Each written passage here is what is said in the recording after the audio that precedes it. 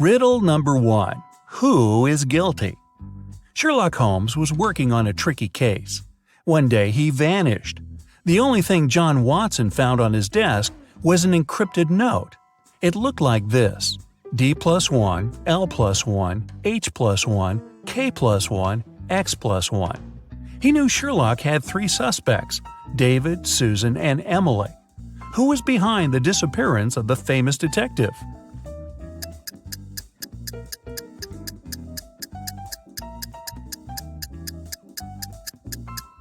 John Watson cracked the code. D plus 1 equals E, L plus 1 equals M, and so on. Emily knew where Sherlock was. 2. Generous grandfather. Jason and his grandfather were very close. They spent a lot of time together. Their favorite entertainment was to crack detective riddles. Unfortunately, the elderly man passed away unexpectedly. His lawyer informed the relatives that the grandfather had hidden all his money, and he was a wealthy man. The one who would find it would get all the inheritance. Jason realized the grandfather wanted him to get everything. He ran to his office and soon found out where to look for the money. Can you figure it out?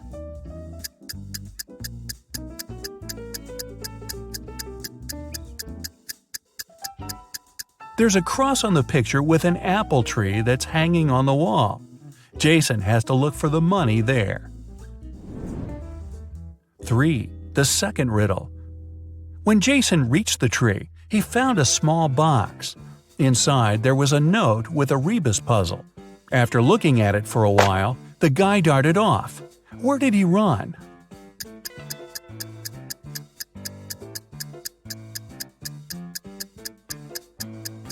The Rebus says back door. That's where Jason headed. There, under the stairs, he found another box with a key to a bank safe deposit box inside. 4. East and West. The king's 2 most trusted bodyguards created a method of keeping their boss safe. With the monarch between them, they were going to stand looking in the opposite directions. One would face the west and the other the east. At the same time, without using any reflective surfaces, they would both see the king clearly. How would they do it?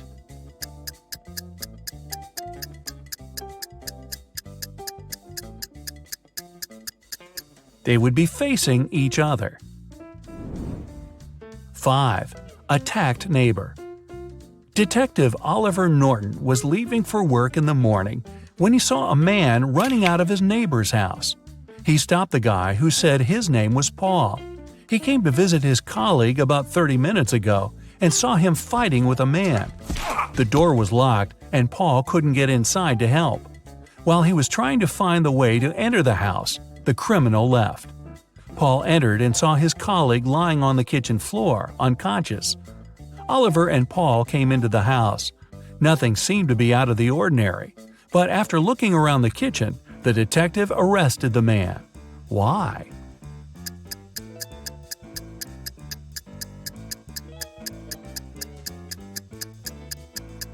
Paul was the one to attack Oliver's neighbor.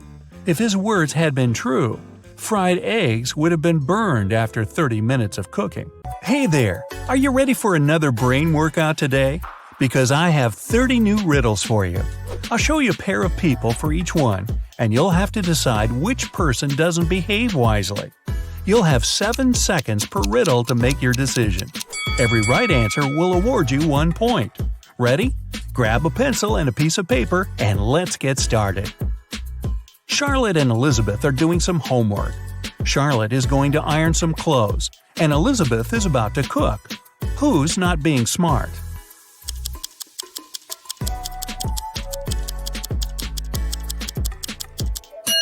Elizabeth. Charlotte's safe because the iron is turned off. Lucas and Liam are going on a field trip with their kids. Lucas is distracted while his daughter is climbing a tree. Liam is talking to another parent while his son is petting a dog. Who is wrong?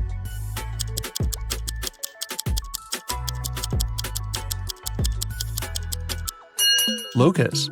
The branch his daughter is climbing is cracking, and she is about to fall.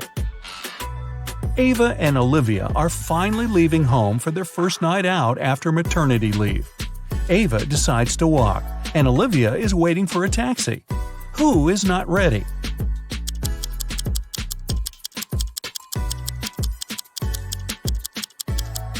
Olivia. She forgot to finish her makeup. Michael and Logan are bloggers who take selfies in dangerous places. This time, Michael is taking a selfie while surfing on a huge wave, and Logan is taking one standing on the edge of a bridge. Who is not smart?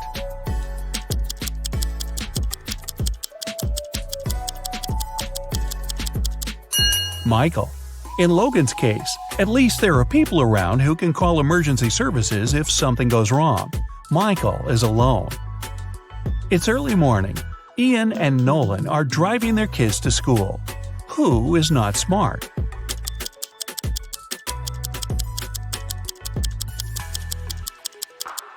Nolan. His child is not in the car. Jackson and Emma are volunteering at an animal shelter. Jackson is feeding the cats, and Emma is washing the dogs. Who is wrong?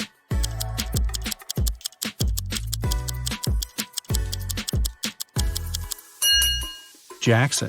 He gave the cats dog food by mistake. Scarlett and Ellie are going to bed. Scarlett kept her door open so her cat could enter during the night, while Ellie prefers to close her door. Who is not smart?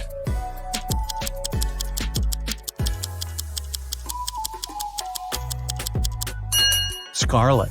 You should always close your bedroom door at night. In case of fire, it'll stop the flames for a while and give you more time. Riley and Isabella are taking their kids to kindergarten. Riley is riding a bike with her daughter, and Isabella and her son are going by car. Who is wrong?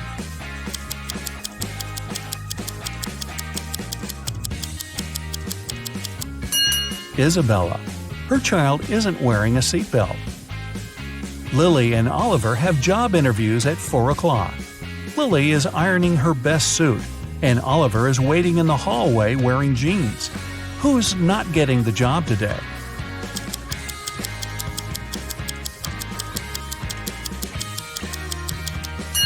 Lily. She must have forgotten the time. The interview is in 5 minutes, and she's still at home. Sophia and Aiden are working in the garden. Sophia is watering the flowers while her cat is walking around. Aiden is mowing the lawn while his child is playing nearby. Who's not smart?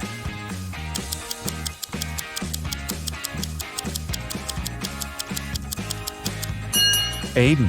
It's dangerous to use the lawnmower when children are close by. John and Brandon are making breakfast for their kids. John is making sandwiches, and Brandon is making eggs with bacon. Who is wrong?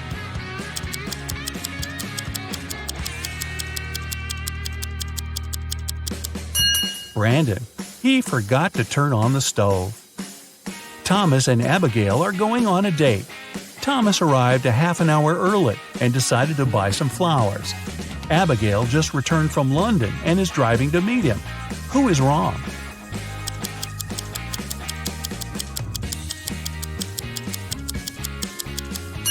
Abigail. She's driving on the left side of the road.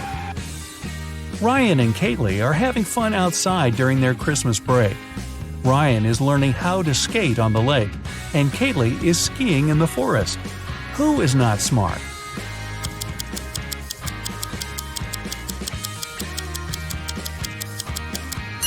Ryan. The ice on the lake is cracking, and there's no one around to help him. Asher and Haley are enjoying their vacations. Asher is chilling at the beach, and Haley is climbing the highest mountain around. Who is not behaving wisely?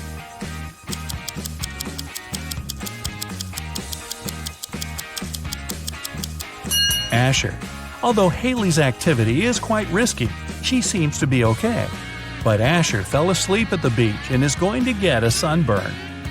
Chloe and Avery are having some quality time on Friday. Chloe is reading a book, and Avery is watching a documentary. Who is missing something?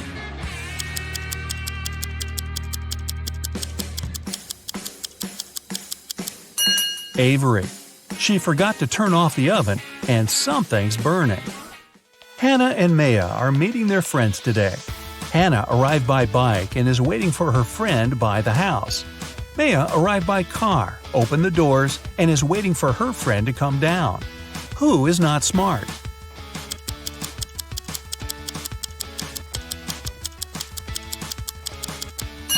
Maya. It's not safe to stay in the car with unlocked doors. A stranger can quickly get in the car and she wouldn't be able to do anything from the front seat. Mason and Jacob are going on a trip to the desert, where they'll spend the whole day. Who is not adequately prepared?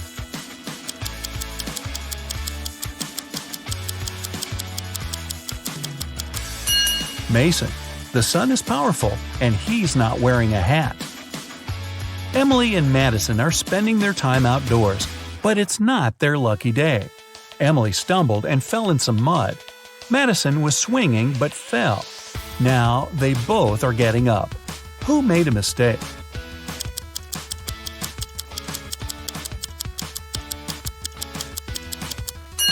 Madison. The swing is still moving, and it may hit her head if she gets up. Aubrey and James are cleaning the house. Aubrey is listening to music while vacuuming the living room, and James is washing the windows. Who is not being smart?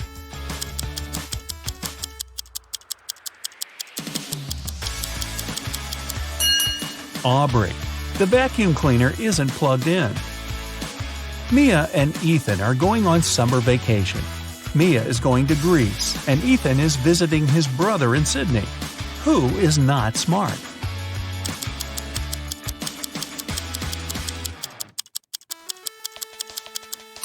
Ethan. He's packed shorts and swimwear, but he won't need them because it's winter in Australia. Carter and Layla are in a hurry for work. Carter is walking while talking on his phone, and Layla is running while texting. Who's going to be late?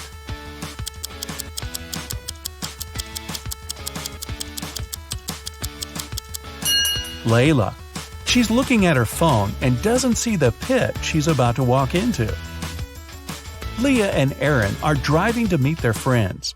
Leah has all of her things scattered in the car, and Aaron is traveling above the speed limit.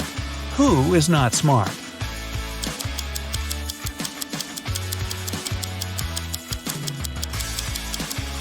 Leah.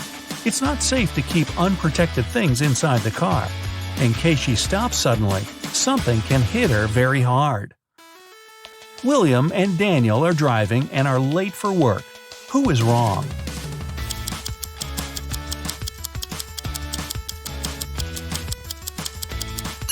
Daniel. He's driving way above the speed limit in the neighborhood. Jane and Amelia are resting in the park after running 5 miles. Jane is eating, and Amelia is drinking water from the fountain. Who is not smart?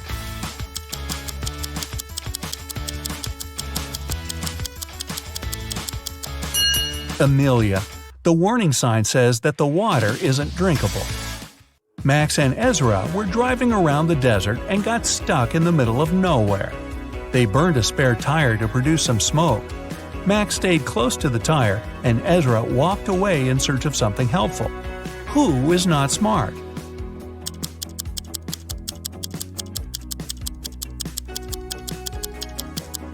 Ezra. You should never leave the vehicle. Chances are the rescuers will notice the smoke and find you. But if you go, you might miss them. Both Jonathan and Savannah didn't sleep well and are starting their morning. While Savannah is preparing some coffee, Jonathan is taking out the trash. Who is doing something wrong?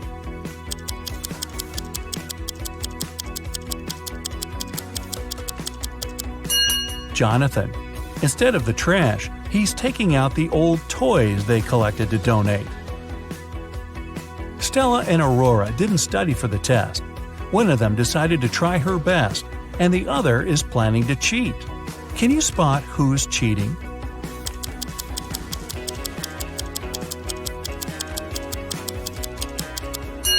Stella. She has a lot of bags surrounding her, so she must be trying to hide something.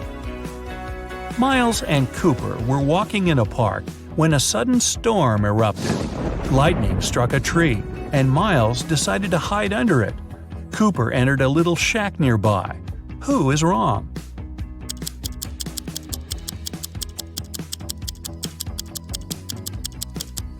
Miles. The belief that lightning never strikes in the same place twice is just a common misconception. An indoor shelter is one of the best places to hide.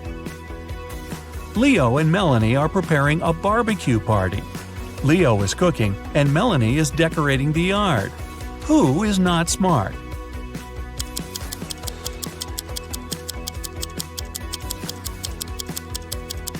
Leo. While he's cooking, the meat is spoiling in the direct sun. Congrats! That's it for today.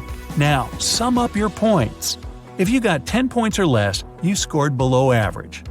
Don't be sad, it's just the beginning. You can check out some other riddles to train and prepare for the next round. If you got between 10 and 25 points, you scored average. Great! You're on the right way. And finally, if you got 26 points or more, you're in great intellectual shape. Here's an interactive medal from me and my admiration. Good for you!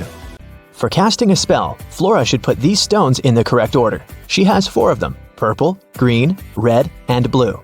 The instruction says: 1. The red one only has 1 stone next to it. 2. The green and purple stones aren't next to each other. 3. The green stone is the last one. Can you help Flora?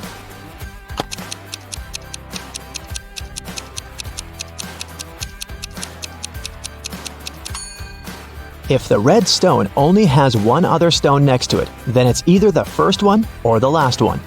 But since green is the last one, then red is the first one. If the green and purple stones aren't next to each other, then there's the blue stone between them. So, the correct order is red, purple, blue, and green. It was midday. Kaylin was exploring a big local forest. She found an abandoned mansion and entered it. The door closed behind her back and wouldn't open. Oh no! Kaylin got trapped inside. There were 3 other doors leading to freedom, but there was a catch.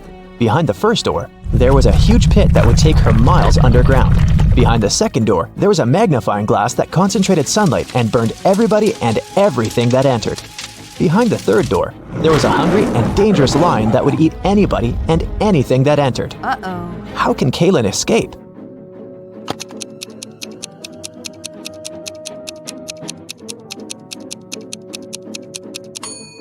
Kaylin should wait until sunset. When the sun goes down, the second door with the magnifying glass won't be dangerous anymore. Amelia, Belle, Chloe, and Della are identical quadruplets who always prank people. One day, one of the girls' teachers had to let Amelia leave the class early. She had a doctor's appointment, but the woman wasn't sure which girl was Amelia. The quadruplets had decided to help her. Here is what they said. Amelia is one of the girls standing in the middle. No, Amelia is one of the girls standing on the sides. I'm Amelia. I'm not Amelia. 3 girls lied and 1 told the truth. Who is Amelia?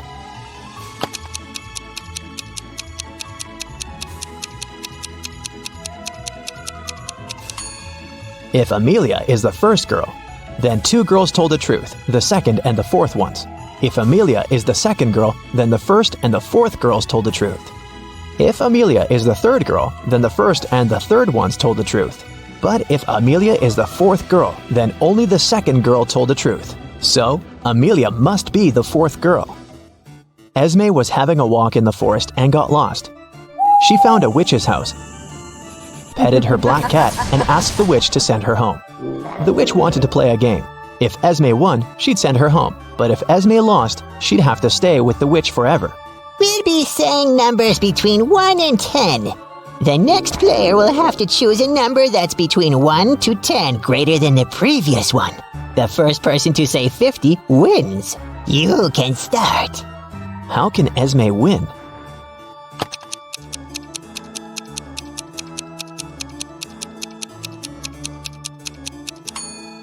If she wants to say 50, she needs the witch to say a number between 40 and 49. So, before 50, she has to say 39. If she wants to say 39, the witch has to say a number between 29 and 38. So, Esme has to say 28, and before that, 17, and before that, 6. So Esme must start with 6 and then say 17, 28, 39, and 50. Cassidy woke up in a dungeon and couldn't remember what happened to her. She needed to get out, but the door was locked and required a password. Can you guess what the password is?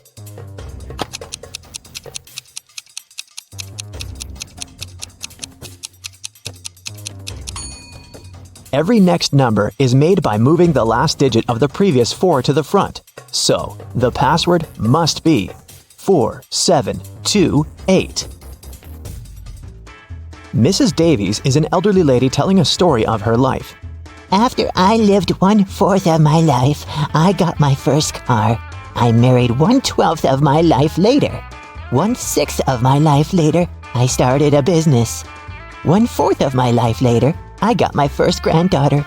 She just turned 18. How old is Mrs. Davies?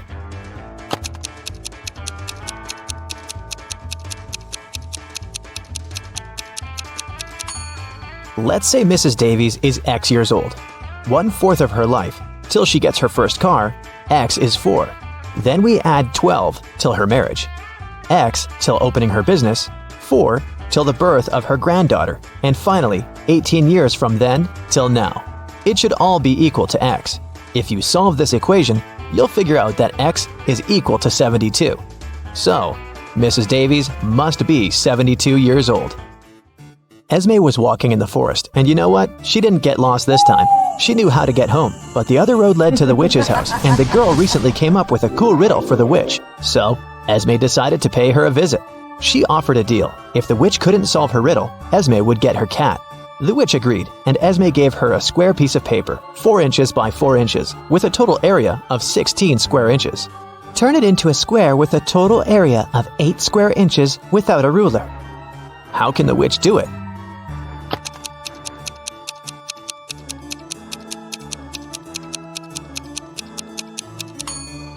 The witch should fold the 4 corners of the square towards the middle. This way, she'll get a square that is exactly twice as small as the original one.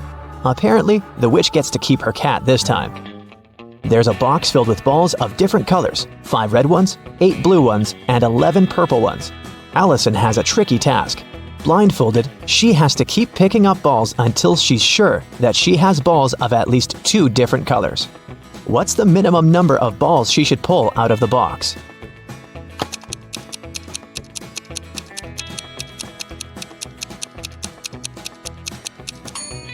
In the worst-case scenario, Allison will be picking up balls of the same color until there are no more of them left in the box. The majority of balls are purple, so if she picks up a purple ball every single time, it'll be 11 balls. And only after that will she get a ball of a different color. So, she should pick up 12 balls. Becky attended her high school reunion last weekend. Hello! All of her friends seem to be doing really well in life. Connor showed up wearing clothes from expensive brands. Hello. Matilda had not just one, but 2 of the latest smartphones. Oh. Tom showed up in a fancy sports car, and Beth was wearing a luxurious watch on her wrist. Take a good look at Becky's friends. Can you tell who is really rich?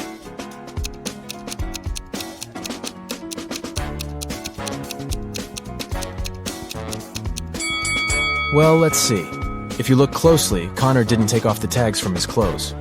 This probably means that he's planning on returning them after the reunion. Yeah. Matilda's phones are fake. Look at the label. It's just a copy of the original brand. Ah! And Beth's watch is way bigger than her wrist, which means that the watch is not really hers. So, Tom is probably the richest person at the reunion. Oh, yeah. Amy's favorite band is in town, and she really wants to go to their concert. She asks her stepmother if she can go, but she says she will only allow Amy to go if she does a series of things for her. Oh! The first thing the stepmother asks is for Amy to bring her some water in a colander. To get this right, Amy needs to think outside the box. Okay. Can you help Amy figure out how she can do that?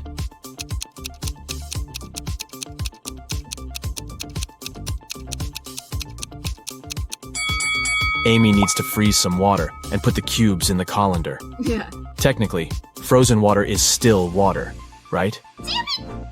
Next, her stepmother asks Amy to pick out the perfect evening dress for her.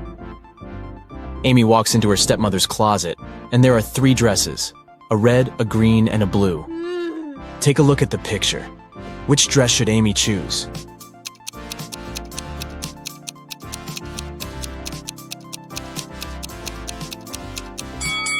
If you look closely, the button on the blue dress is about to come off. The green dress has a big paint stain on it, so Amy should pick the red dress. Yes! Before Amy can take the dress to her stepmother, the woman enters the room. She sees the stain on the dress and starts to shout at Amy, "How could you do this to my dress?" But Amy says she didn't do anything wrong, and that the paint was already there when she walked into the closet. Yes! The stepmother asks Amy to find the culprit. Oh, If she could figure out who had stained her dress, then Amy could go to the concert. okay. The 3 main suspects are Amy's stepsisters, Ella, Bella, and Gabriella. What? They don't like Amy, so it's likely that one of them splashed paint on their mother's dress in order to frame her. When the stepsisters are out of the house, Amy sneaks into their bedroom to try to find the culprit. Take a look at the room. The first bed belongs to Ella, the second belongs to Bella, and the third bed belongs to Gabriella. Can you tell who did it?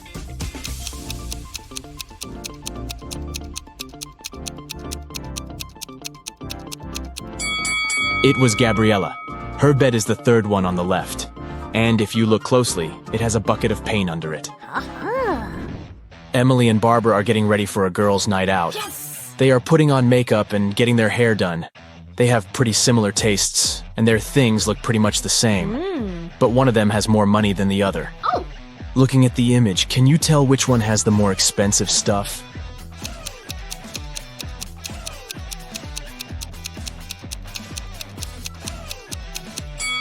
Take a look at Barbara. Her dress kind of gives it away since it's obviously a knockoff. So Emily is the one with the more expensive stuff. Harry decided to backpack around the world on his own. yeah! On the plane, he sat next to a girl. He asked her where she was from. Yes. But instead of answering, she showed him 2 emojis on her cell phone. Oh, Take a look at the image. Can you tell which country the girl is from?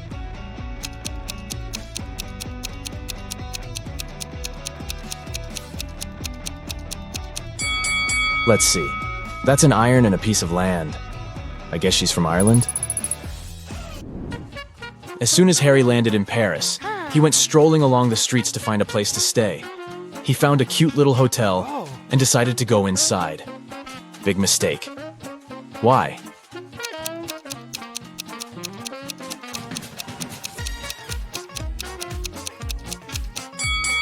Take a look at the window on the last floor. It looks like there's a ghost. Yikes. I'd look for another place to stay if I were him. After he found a better hotel to stay in, he decided to get lunch. He ordered the classic French onion soup. yeah! But when his dish came, it was filled with cockroaches. He called the restaurant's manager to tell them about the incident. The manager said, "This is unacceptable. I will find the person who did this and fire them immediately." There were 3 suspects. The cook said that he had prepared the soup as usual. It was okay when he passed it to the waiter. The waiter said that he hadn't touched the soup. He just served it to Harry and hurried to take the order from another table. The manager also questioned the cleaner, who said that he had spent the last hours cleaning the bathroom and had no idea what the fuss was about. Can you tell who is guilty?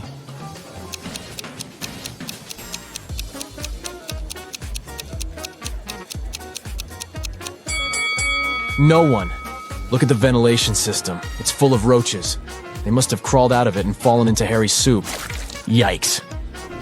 There are 3 passengers in the business class of an international flight that is headed towards Rome. Take a look at these 3 people. The first lady looks pretty well dressed. She's wearing a luxurious designer handbag and is texting on her expensive phone. Hello. The guy in the middle is working with stock charts on his laptop, and the third guy is enjoying a cup of coffee while reading an article in the Financial Times. Can you tell which one is the real billionaire?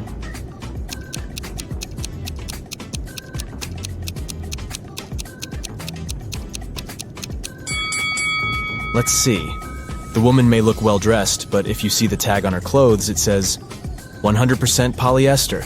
It's unlikely that a billionaire would wear something like this. The guy working with stock charts is wearing old, ripped shoes. I doubt that's a fashion choice, so he's probably not a billionaire. Oh. That leaves us the last guy. If you look closely, the article he is reading is about him. The title of the article is The World's Newest Billionaire. I guess we found our guy, huh? Detective Smith was called to investigate a burglary at the city's museum. Oh. A priceless diamond disappeared, and the thief left no trace behind. After analyzing the museum's security cameras, Detective Smith gathered 3 suspects: the security guard, the museum's curator, and a visitor. The security guard said he only left his post during lunchtime, and he could swear that the diamond still wasn't missing at that time. The museum curator spent the day guiding a tour of the museum for a foreign group. They came to see the diamond at the beginning of the tour, and it was still shining bright in its place. The visitor said he only popped in for a quick visit and didn't even pass through the Metzi aisle where the diamond was kept. After these 3 interviews, Detective Smith found the thief. Can you tell who it was?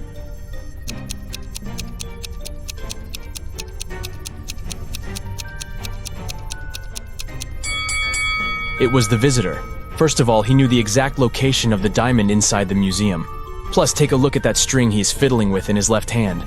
Detective Smith pulled it from under his sleeve and voila, the diamond was attached to it. I guess he didn't have time to go home and get rid of the diamond, huh? Julie and her friends decided to spend the weekend at a cabin in the woods. They arrived on Friday evening and spent the night playing board games and telling spooky stories. When they woke up on Saturday morning, they found that someone had stolen all their food supply. The door's glass was shattered, but other than that, there were no signs of who could have done it. So the group decided to search the surrounding woods to see if they could find the culprit. Take a good look at the scene the group stumbled upon and see if you can find out who took their food.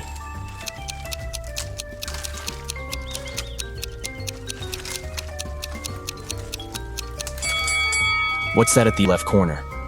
Those look like bear footprints, huh? And not just one, but rather an entire family of bears. Oh, and they even left an Oreo wrapper on the ground as evidence.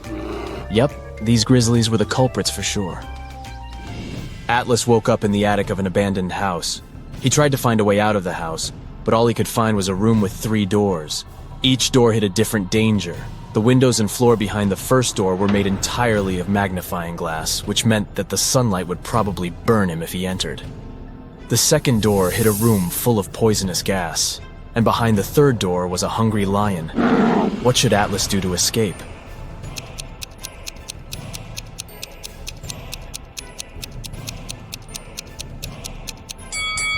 He should wait until it's nighttime and use the first door. Sydney told her mom that her gymnastics team would go to a sports camp for the weekend. She asked her mom to help her pack a bag for the trip. Her mother packed everything she thought her daughter would need. When Sydney came back from the weekend, she was telling her mother all about the trip. But somewhere during the conversation, she asked her mother why she hadn't packed a toothbrush. The mother immediately knew Sydney was lying about where she had really been that weekend. How?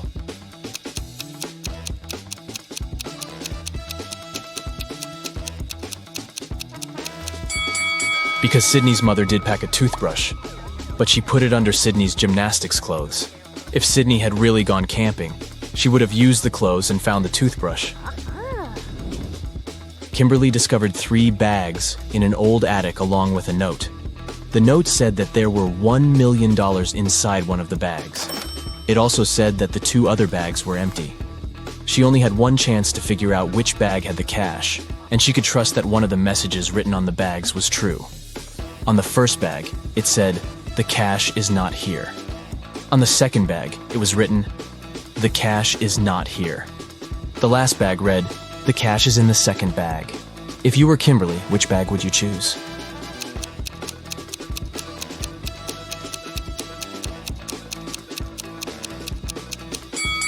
You should choose the first bag. If only one of the clues is true, then the money is in the first bag. The police have been after Mr. Burke for many years, trying to prove he's involved in illicit activities, but they never managed to catch him. One day, Detective Lawrence decided to make a surprise visit to Mr. Burke's office. As soon as the detective arrived, Mr. Burke's secretary said he was away on a business trip. The detective asked to see Mr. Burke's office and took a picture of it, but he wasn't allowed to touch anything without a warrant. So, Detective Lawrence went back to the station and got a warrant. When he returned to Mr. Burke's office, he noticed someone had been in there. Take a look at both pictures and try to find out what Detective Lawrence saw.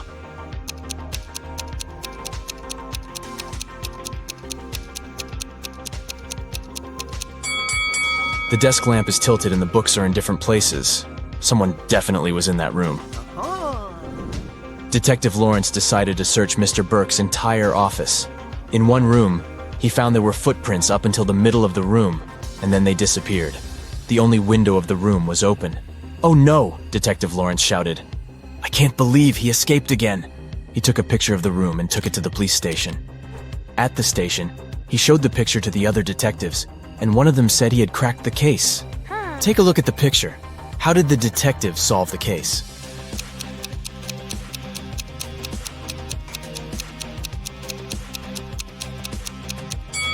The detective understood that Mr. Burke was a shapeshifter. This explains why the footprints didn't reach the window. Plus, look at all the bird food on the floor. He probably shapeshifted into a bird and escaped. Two best friends, Emily and Luna, came to a popular and expensive hair salon. At first, the administrator told the girls they had just one available hairstylist. But after making a phone call, she happily announced she had found another hairdresser. Emily and Luna could have their hair done at the same time. But in the process, it dawned on the girls that one of the hairstylists was fake. Which one?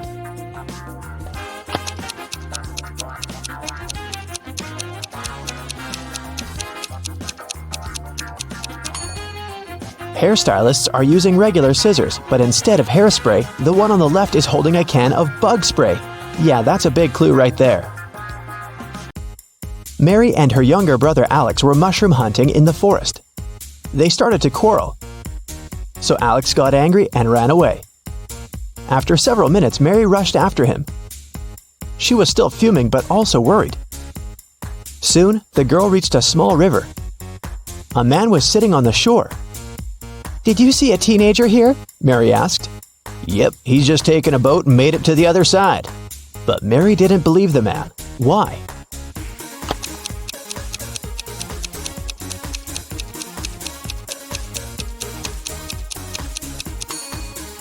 The boat is indeed on the other side, but the paddles are lying next to the man. How could the boy cross the river without them? Three prisoners are sitting at a table having dinner, but one of them is wealthy. Can you guess who it is?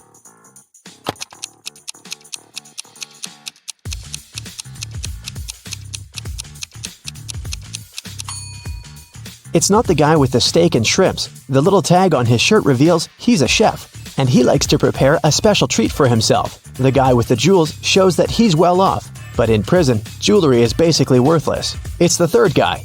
Wealthy people try to keep a low profile in prison, not to be targeted by others. That's why he doesn't flash any valuable possessions or his status. It's Friday and all the students have gathered in a big lecture hall to take the end of term exam. The teacher has been informed that one student is going to cheat. Can you tell which one? Pay attention to every detail.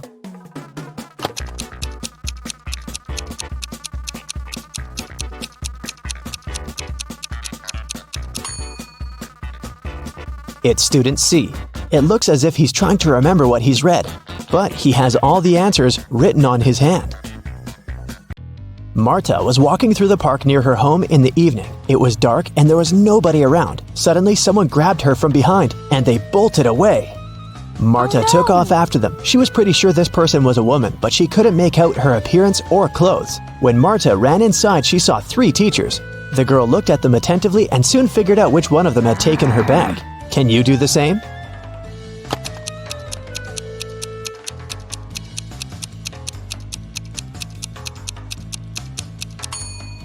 The woman in the middle wouldn't be able to run away with a cast on her leg. The one on the right doesn't have anything in her hands.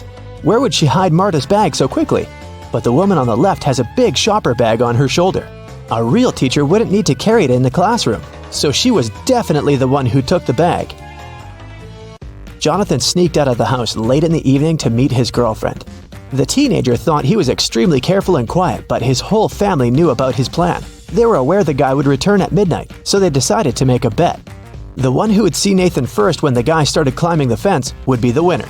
The prize would be no chores for them for 1 week. So as to not fall asleep, Nathan's dad switched on the TV. The teen's grandfather settled in the living room to read a book. The grandmother went to the kitchen to make a pizza, and Nathan's mom went to her room, sat down on the floor, and started to meditate. Who's going to be the first to spot Nathan when the time comes?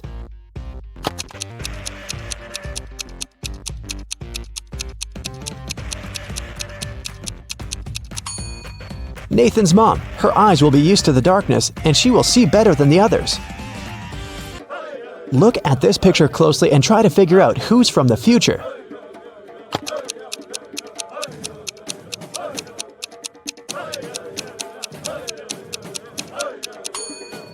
Well, I'm pretty sure there was no flashlights in the Stone Age, so it has to be this guy here. Down in the Sea Kingdom, Stacy met Neptune. He was sitting on his throne, surrounded by 3 mermaids. Neptune asked Stacy to return the pearl necklace to his wife, who had recently lost it. Luke happened to have found the necklace on the shore. Can you guess which mermaid is Neptune's wife, so Luke can give it back to her?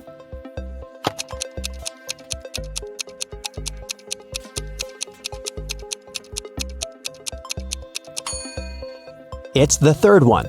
She's the only one who's wearing an engagement ring. Lisa was a famous top model. She was found unconscious in her dressing room during a photo shoot and taken to a hospital. Doctors said she had a severe allergic reaction, but when Lisa came to her senses, she insisted she hadn't eaten anything all day.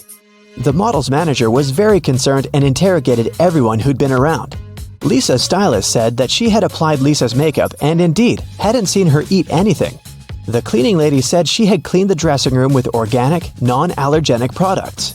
Lisa's main rival, Nora, said that she'd been watching the shooting all day long. She hadn't noticed anything suspicious. Who's the culprit?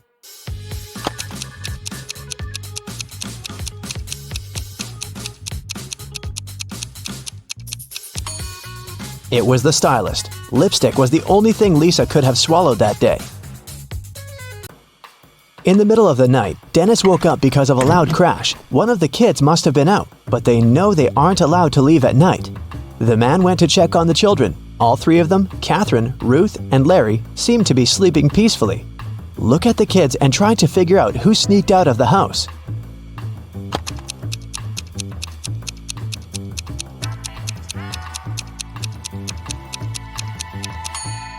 It was Ruth. There's a dirty sneaker hidden behind the curtain and several pieces of French fries under her bed. Brenda was traveling by train. It was scorching hot in the carriage. The girl took off her gold bracelet decorated with diamonds and put it on the table in front of her. Several minutes later, the train entered a tunnel, and it got pitch dark. When the tunnel was left behind, there was no bracelet on the table. Brenda was shocked. "Someone's taken my bracelet!" There were just 3 other people in the compartment. Helen said she'd been sleeping. Rachel was reading a book on her phone, and Gregory had gone to the bathroom even before the train entered the tunnel. Who took the bracelet?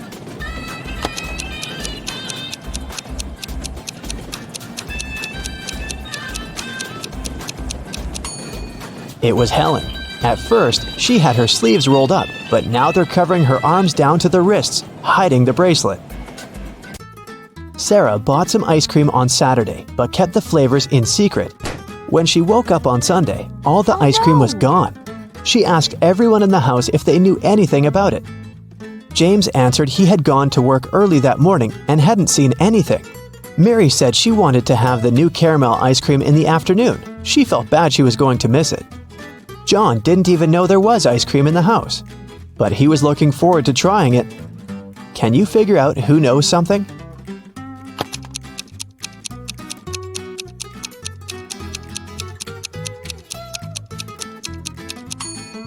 It's Mary. The ice cream flavors were a secret.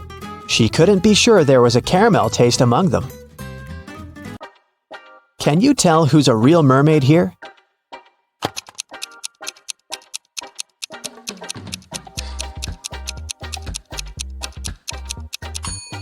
The second one is a guy, so he definitely isn't a mermaid.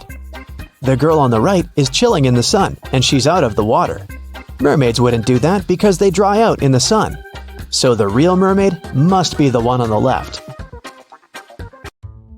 There were some thefts at the supermarket. There were 3 cases in total, in January, April, and June. The security camera recorded these videos. The security officer tried to have a closer look and suddenly noticed one detail. After that, the identity of the thief became clear. What did he notice?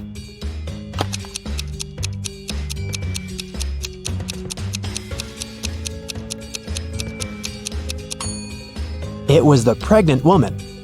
The attentive security officer noticed that in January, she looked about 6 to 7 months pregnant. In June, she looked the same.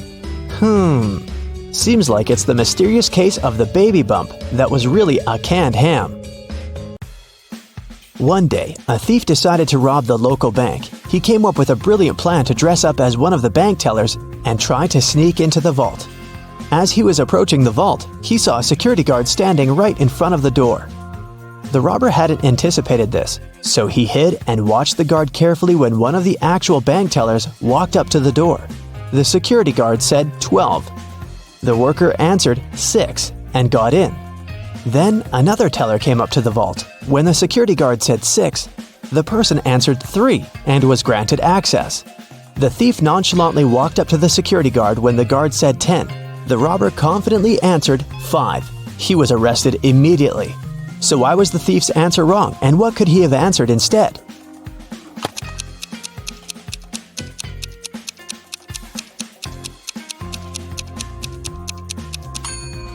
The response has to do with the number of letters. Oliver, Olivia, and Henry were best friends at college. But after graduating, they all went to live in different cities and rarely met. That's why this year, they promised one another that they'd finally gather together for a camping trip. And they did. On the day of the departure, they were all at Olivia's, doing some last-minute packing. Look at the things they're going to take with them, and say what they should leave at home. A slight hint, try to think outside the box.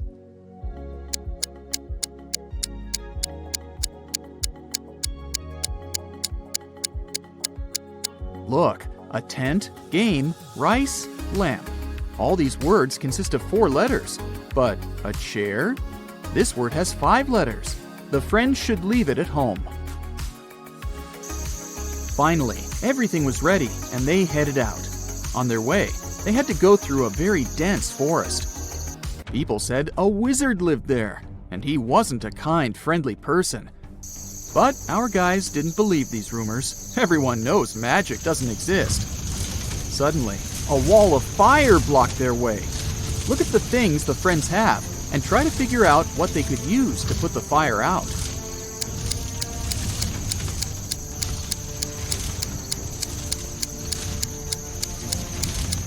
They could use this bucket to bring some water from that puddle, but it wouldn't be enough to put out such a large fire. This hose is useless. There's nothing to attach it to. The friends should choose this spade and use soil to put the fire out. The guys kept walking, and soon it started raining. They noticed a cave and hid there, but as soon as they walked inside, the opening behind them closed. There were 3 tunnels, and one of them led to freedom. But the first tunnel was full of crocodiles that hadn't eaten for 2 years. In the second tunnel, a lion that had been hungry for 2 weeks was hiding. And the third tunnel led to a red-hot desert. Which tunnel should the friends choose?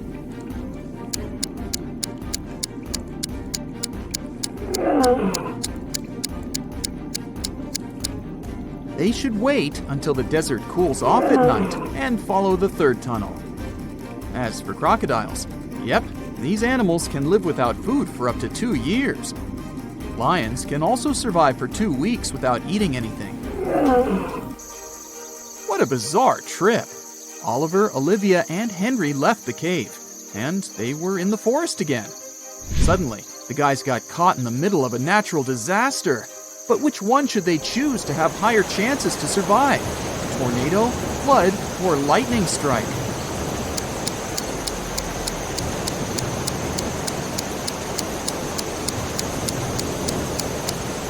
The only place where they might find some kind of shelter is a high hill over there. But high ground during a lightning storm or a tornado is a terrible idea. This means the friends can only survive a flood. As soon as they climbed the hill, the sky cleared and the sun started shining again. The guys decided to continue their journey. Soon, Oliver, Olivia, and Henry saw a huge rock. They couldn't walk around this obstacle. But Henry noticed something strange. Were those 2 doors? And suddenly, 2 guards appeared out of nowhere. The scariest thing? They were made of stone. Soon, the guys found out that one guard always lied and the other always told the truth. One door was safe to open and the other hid a terrible danger. The friends could only ask one guard one question to figure out which door they should go through. What question should it be? If I asked the other guard which door was safe to open, what would he say?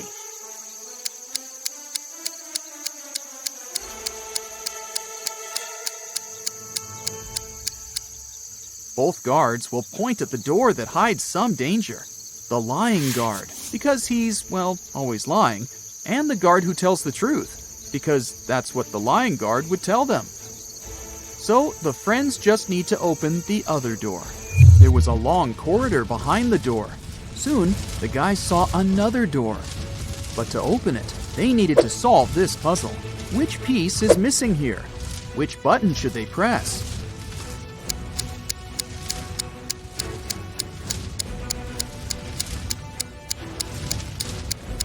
This one. In the upper row, the only element that's missing is a double triangle. And in the second row, there's no arrow. The friends found themselves in another large cave. Suddenly, they heard a loud noise. A landslide! One more minute, and the only exit from the cage was blocked. Luckily, there were 3 tunnels leading to freedom. But a fire-breathing... wait, is it a dragon? Was guarding the first tunnel.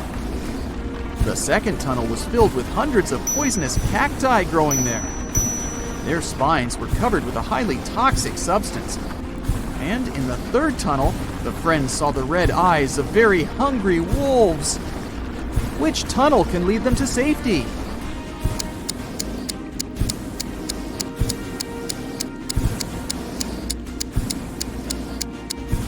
They should choose the tunnel with the cacti. At least, they can't move.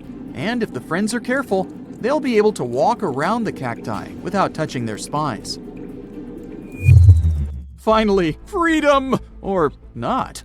A man appeared in front of the guys. He was wearing a black cloak and a mask. He seemed angry. You've managed to avoid all the traps I've set for you, but let's see if you survive my next challenge. Suddenly, the friends found themselves upside down in the air. Their legs were tied. On the ground under Oliver's head, there were several venomous snakes.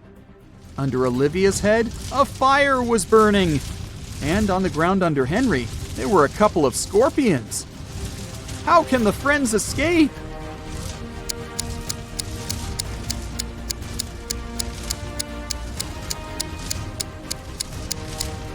It started raining. The rainwater will put out the fire under Olivia's head. And look, the girl has a knife tucked under her belt. She can cut the rope tying her legs. Now that she's on the ground, she can help Oliver and Henry. The friends decided to get out of the forest as fast as possible. After all, it was getting dark, but they couldn't find their way out. Suddenly, Olivia started screaming. She noticed a man hiding in the bushes and watching them. Don't worry, I'm not going to harm you. I can help you get out of this forest, but you need to solve a few riddles. The guys didn't have any choice but to agree. Well then, help me figure this out. If it's raining at midnight, can I expect that in 72 hours it will be sunny?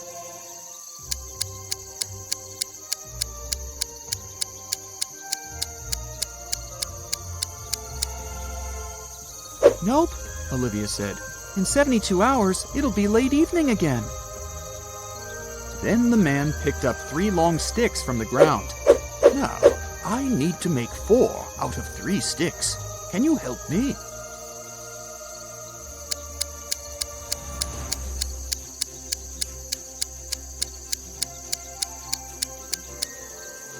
Henry immediately figured out what they had to do. He took the sticks and put them on the ground like this. Done! The next riddle from the man was this. There's a combination of letters. OTTFFSS. What will be the next 3 letters in this sequence?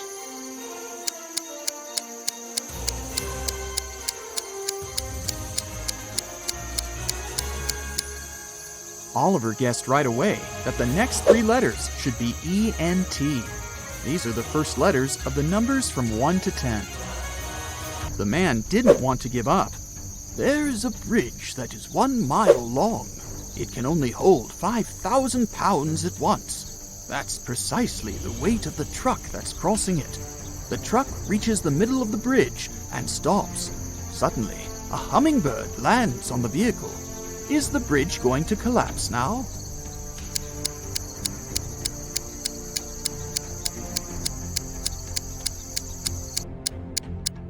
Oliver realized there was a catch almost immediately.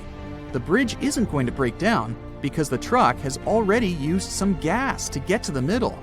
This means that it weighs less than 5,000 pounds, and the weight of a hummingbird won't make any difference. Now you need to help me get something that's mine, the man said. Among trees, the friends saw a square swimming pool. Right in the middle of it, there was an island with a treasure chest. Hungry sharks were circling the island, so no one could simply swim there. The distance to the island was 10 feet on all sides. The only things the guys could use were 2 wooden boards, each 9 feet long. How can they get to the treasure?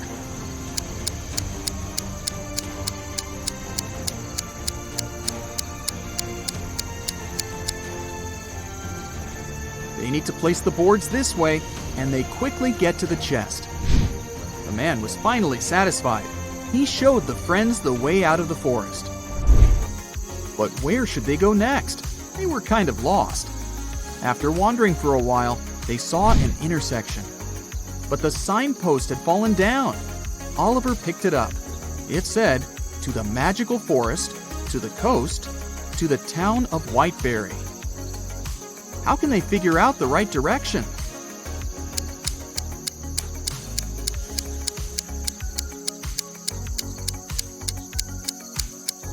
Well, the guys definitely know the right direction toward the magical forest. This way, they can put the signpost up again and figure out where they need to go.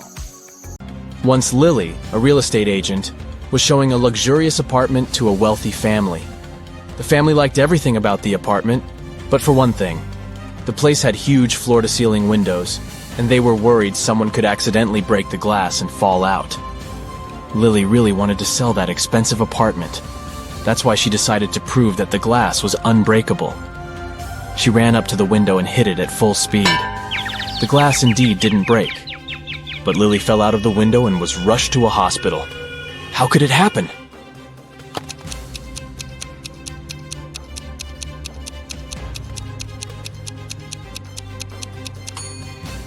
The glass didn't break, it simply popped out of its frame. One day, Detective Morris decided to have a walk in the park. In the middle of his stroll, he got a call from his assistant. It turned out that a huge pile of plastic on the outskirts of the city had disappeared overnight.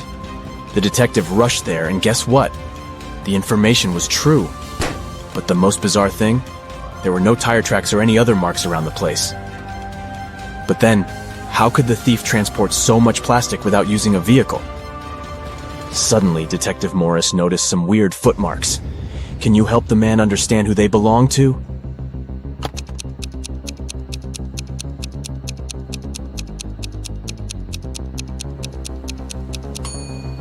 Those are definitely not human footprints. They might belong to an animal or some other creature.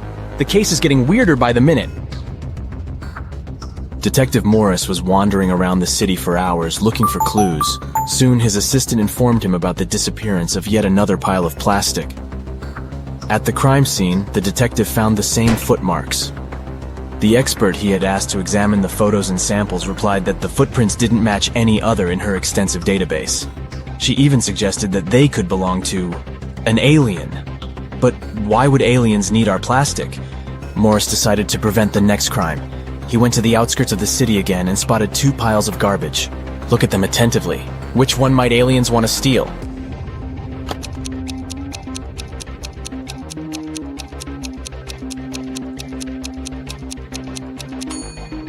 They will definitely go for the pile on the left.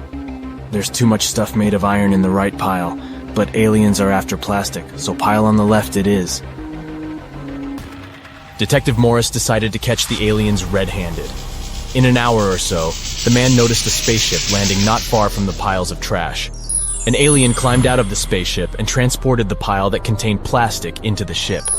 Detective Morris was shocked, but there was no time for panicking. A small door was open in the side of the spaceship. He sneaked inside. He only had some time to look around when a siren started blaring. Oh no! Are they gonna take off? The man rushed back to the door, but it was already locked. Luckily, Morris noticed a math equation on the door. It looked as if it was made out of matchsticks. 5 plus 7 equals 2. But the answer was wrong. By trial and error, the detective understood he could only move one matchstick to make the equation correct. How can he do it?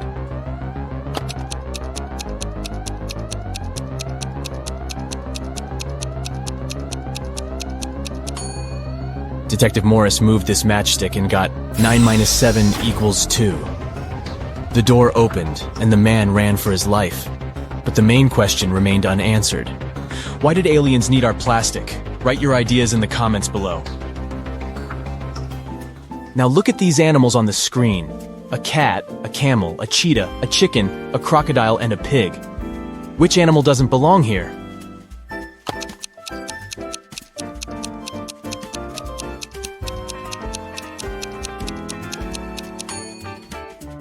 The pig is the odd one out. It's the only animal whose name doesn't start with the letter C. Did you get it? Nice job. Look at these 6 glasses. The first 3 are filled with water, while the other 3 are empty. How can you arrange them so that they alternate in a full, empty, full pattern if you can only move one glass?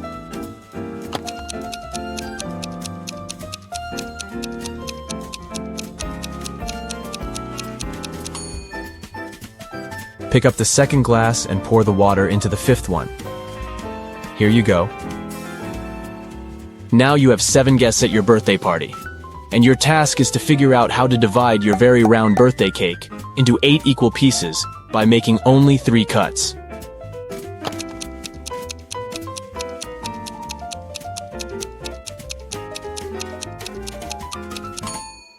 First of all, you need to cut your cake vertically in the middle of the cake to divide it into 2 equal pieces.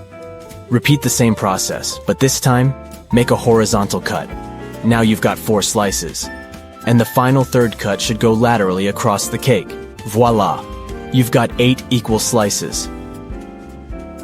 Look at these bottom lines and try to figure out which of them is the continuation of the top one.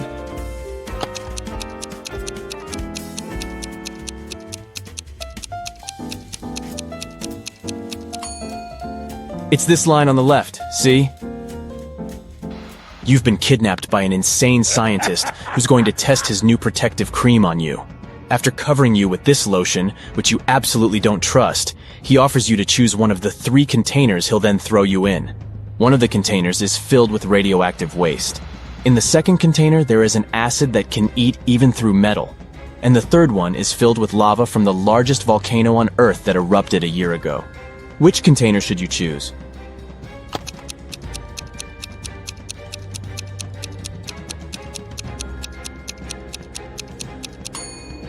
Pick the container with lava. If the volcano erupted a year ago, the lava must be already solid. Look at these prisoners. Can you figure out who came from the future?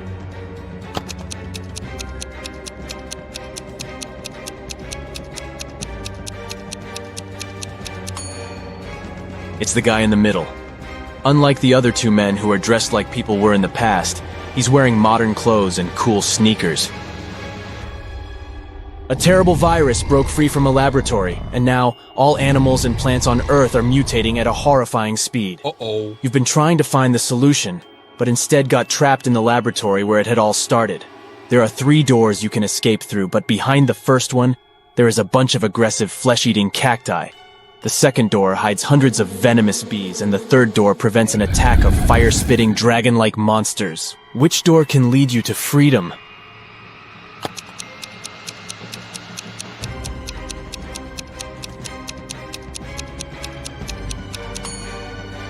You can get out of there alive if you choose the first door. Even though the cacti eat flesh, they're still plants and can't move, so you can easily get around them. You're trapped in a room that's steadily getting filled with water coming from a tap in the wall. There are no windows in the room and the door is blocked. You have a mop and a big bucket.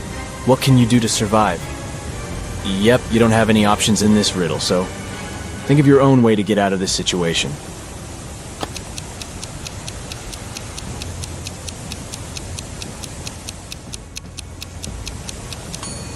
Your chances to stay alive are much higher than you might think. Just turn off the tap. Nathan came to visit his friend Zachary, who worked in a museum. Look what I've got. A priceless manuscript that was written more than 1,000 years ago. Zachary looked through the manuscript and realized his friend had been fooled. Does anything in this text strike you as strange? King Alfred V ruled the country from 1290 to 1320 before Common Era.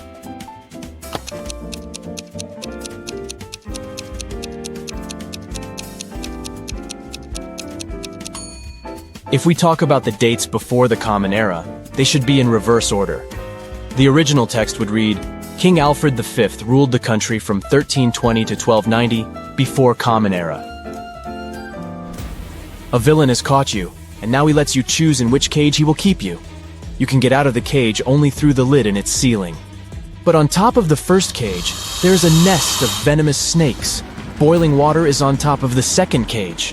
And on top of the third cage, there is a hungry lion. Which cage should you pick to be able to escape when the villain falls asleep?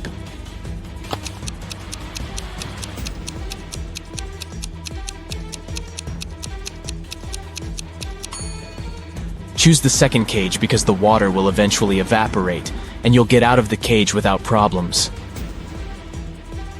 You're locked in a small room without windows and just one door. To get out of there, you need to crack this riddle. 1, 2, 3 equals 5, 3, 2, 1 equals 9, 2, 1, 1 equals 4, 1, 1, 2 equals 3, 1, 3, 2 equals? How fast can you get out of the locked room?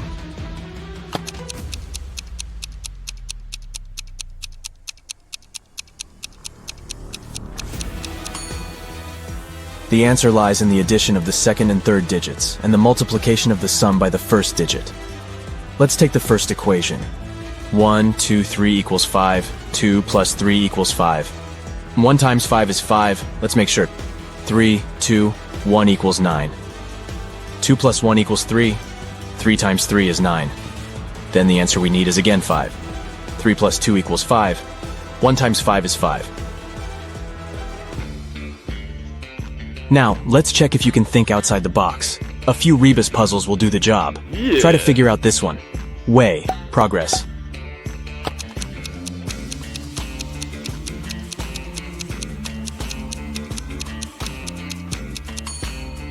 It means progress underway.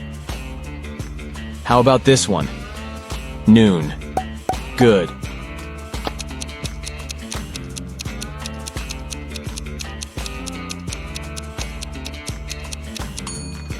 It's good afternoon. Pay attention to the arrangement of the letters. C, L, E, A, N. Do you think you can figure it out?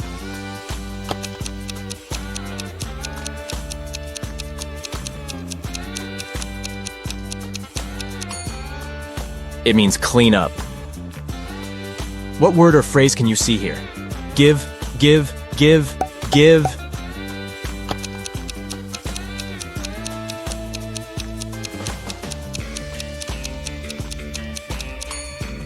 It stands for forgive. Concentrate. I believe you can crack this puzzle. 1N, 3N, 5N, 7N.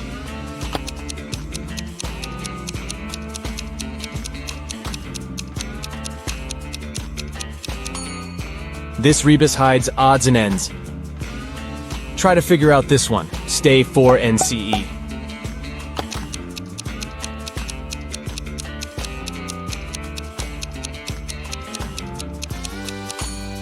It's for instance. Great job! Mr. Carter, a rich man who collected antiques, asked Detective Morris to visit him. When the detective arrived, the collector said, "I've just got a precious statuette, but I need to go away on business for a week, and I'm afraid someone will break into my house." Of course, the statuette is insured, but still. Detective Morris had some other urgent things to do. but he promised to come back in the evening to figure out the solution. But when he arrived several hours later, Mr. Carter was in despair. I drove my sister to the doctor and was away for an hour or so. But when I came back, the statuette was gone. Detective Morris didn't believe the collector. Why?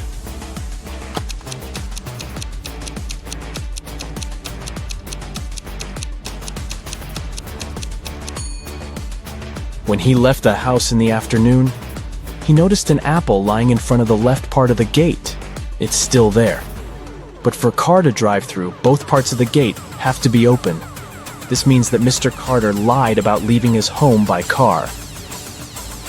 Several gold bullion bars were stolen from a bank. The police had a few suspects. But when they arrived at the main suspect's house, they realized they had forgotten to bring a warrant. The man told them he wasn't going to allow them to search his house. Come back with the warrant and we'll talk. An hour later, the police officers came back with the needed documents. They thoroughly searched the house and the garden, but didn't find the gold. Suddenly, one of the officers exclaimed, "I know where he hid the gold. Have you figured it out too?"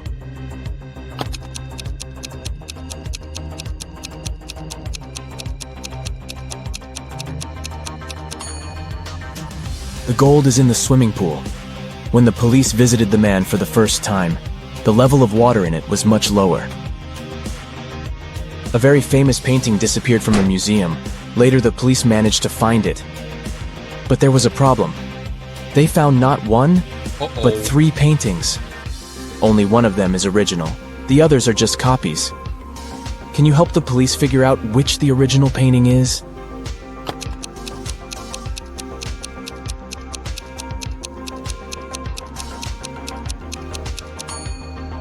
It's the one with the brown frame.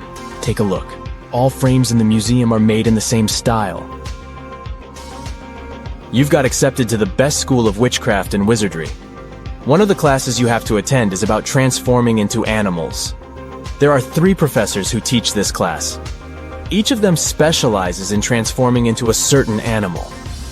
Look at your professors and try to figure out what kind of animal each of them turns into.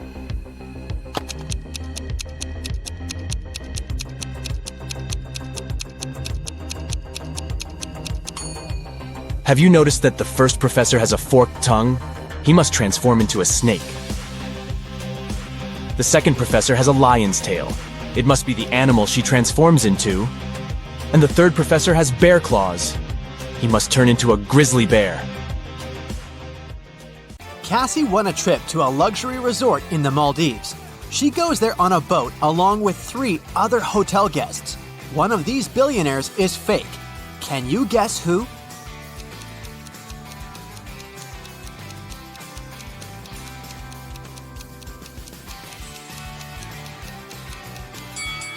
This guy sneaks silverware from the buffet and puts it in his bag. If he's really rich, why would he need that? Speaking of imposters, one of the boat crew members doesn't belong here. Can you guess who?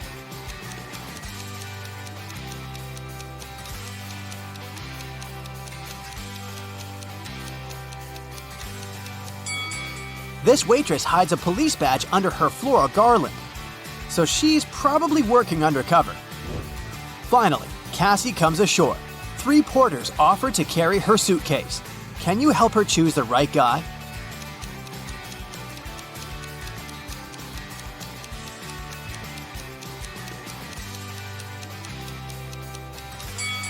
The first guy is a runaway criminal. See this poster on the pier? The second guy is a ghost. He's too transparent for a human being. Therefore, Cassie should choose the third guy. The hotel manager offers Cassie 3 options to choose from. A room on the 8th floor with a gorgeous sea view.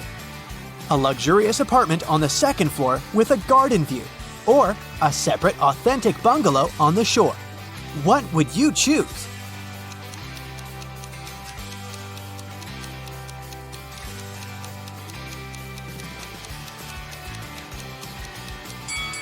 The first option doesn't exist because the hotel is only a 5-story and there's neither an air conditioner nor a fan inside this bungalow, so Cassie should choose the second option. On the beach, Cassie meets triplets, Sienna, Gemma, and Emma. Emma borrows $20 from Cassie. The next morning, Cassie meets one of the triplets in the lobby. But they're so identical that Cassie can't distinguish them. We know for sure that Sienna always tells the truth, while Gemma and Emma always lie. What three-word question should Cassie ask in order to get back her $20?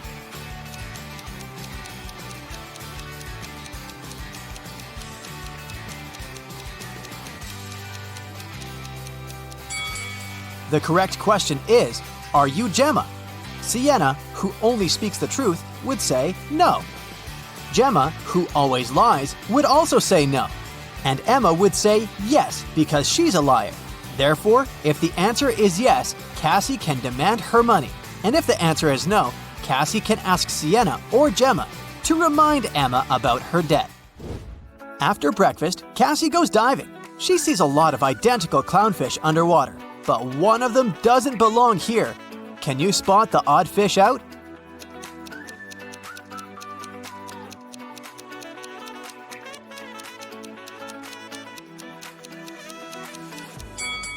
This one over here. Underwater, Cassie finds a treasure chest, but it's locked.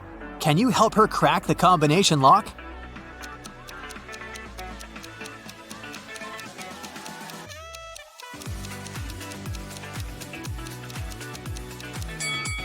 There are 3 turtles painted on the treasure chest. Each turtle has a certain number of rings on its shell. It's a hint. If we count the rings, she'll get the code. 8, 4, 5.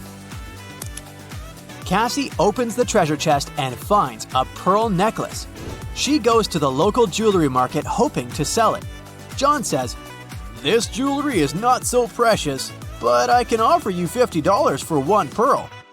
Noah says, "Trash! These pearls are fake! $5! This is my last price!"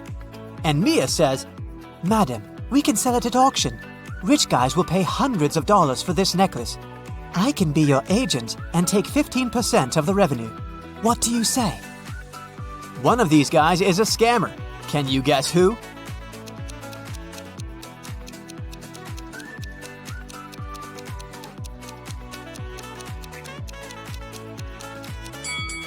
Noah is wearing another person's work badge. Therefore, he had stolen someone else's identity. Cassie wants to buy a new swimsuit. She walks into a fitting room and sees these 3 pairs of legs. Can you guess who's broke?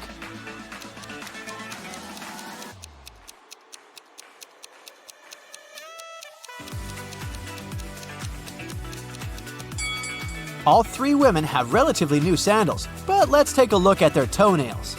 The first lady has an excellent fresh pedicure. The second one doesn't have any nail polish, but maybe she just prefers to look au naturel. And the third lady has toenails with peeled nail polish. Therefore, she's the one who's broke. In the hotel lobby, Cassie meets 2 of her roommates, Tina and Jeff. One of them is a werewolf. Can you guess who just by looking at this picture?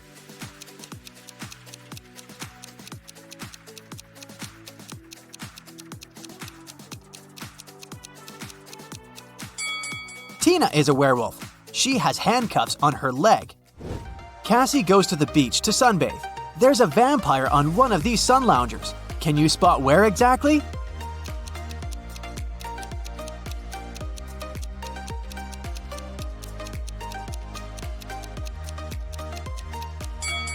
This pile of ash on the right used to be a vampire. There's a wedding ceremony on the beach. Unfortunately, after dinner, all the males at this party turned into zombies. Can you guess which zombie is her husband?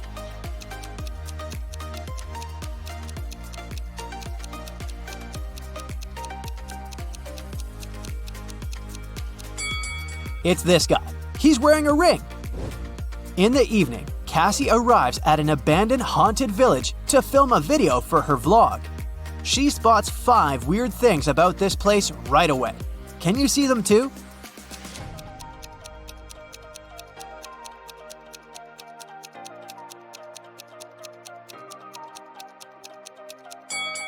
These orchids have teeth. Who left these huge claw marks on the wall of this house? It's summertime, but there's a snowman in the garden. There are 2 moons in the sky, and this cow doesn't have any shadow. Cassie returns to the hotel and sees a hot mess. Someone has been rummaging through her stuff. She interrogates 3 suspects. The maid says, "I cleaned your room in the afternoon. All your clothes and personal belongings were neatly folded in the closet. When I left, I locked the door." The plumber says, "I also entered your room in the afternoon to fix the toilet. Luckily, everything's fine now." And Cassie's neighbor says, "I was listening to music with headphones, so I didn't notice anything weird." Who's lying?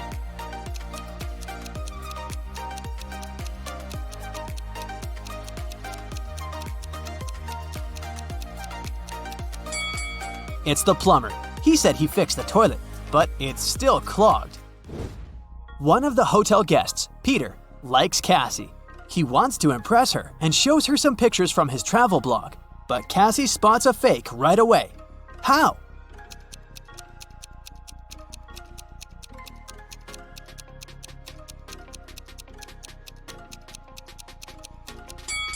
Take a look at the wind direction in this picture. In the background, the wind is blowing to the left, but his hair is blowing to the right. Therefore, Richard had photoshopped himself.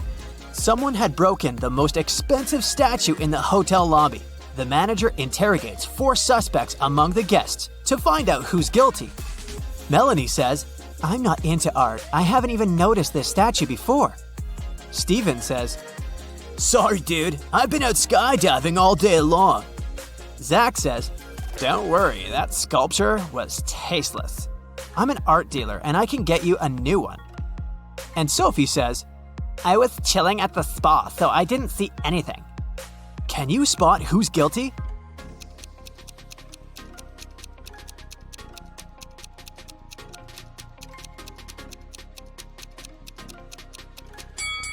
Melanie, she lost her left earring in the very middle of the crime scene. Cassie gets an invitation from 3 hotel guests. Gail shows her picture of a fancy villa and says, "I'm a billionaire. You're welcome to come over to my villa and stay for as long as you want."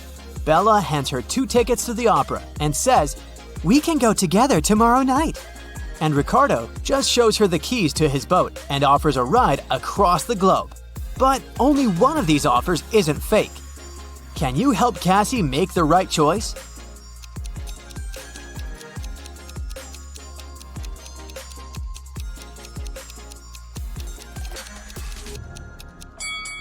There's a for sale sign near the villa, so Gail's offer doesn't look trustworthy. Take a closer look at the gate on the opera ticket. It expired centuries ago, so Cassie should trust Ricardo. Cassie goes to the hotel restaurant to have dinner. There's a butterfly hiding among the buffet. Can you find it?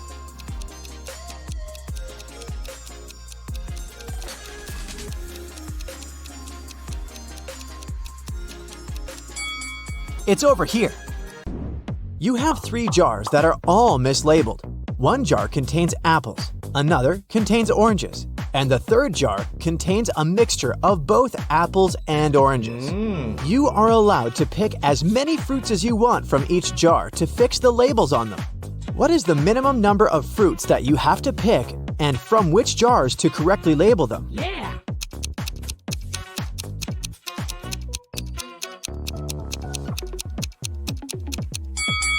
Let's look at this scenario. You pick a fruit from the jar labeled apples and oranges, and you get an apple. That means that the jar should be labeled apples. Now, the jar labeled oranges has to be labeled apples and oranges, as it can't contain oranges, and we've already got the apples jar. A similar scenario applies if it's an orange you take out of the jar labeled apples and oranges. So, you just need to take one fruit from the jar, apples and oranges, to label all the jars correctly. A farmer once challenged an engineer, a physicist, and a mathematician to fence off the largest amount of area using the least amount of fence. The engineer shaped his fence like a large circle and said it was the most efficient way. The physicist made a long line and said that fencing off half of Earth was the best. The mathematician laughed at them and showed his design, which beat the others. What did he do?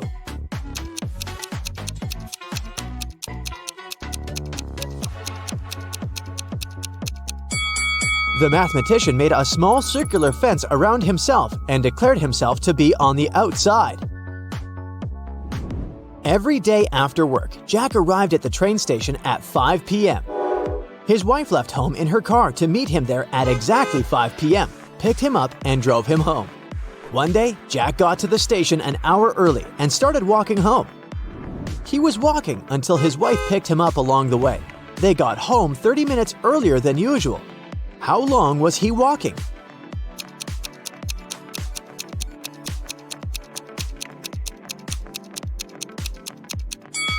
The best way to think about this problem is to consider it from the perspective of the wife.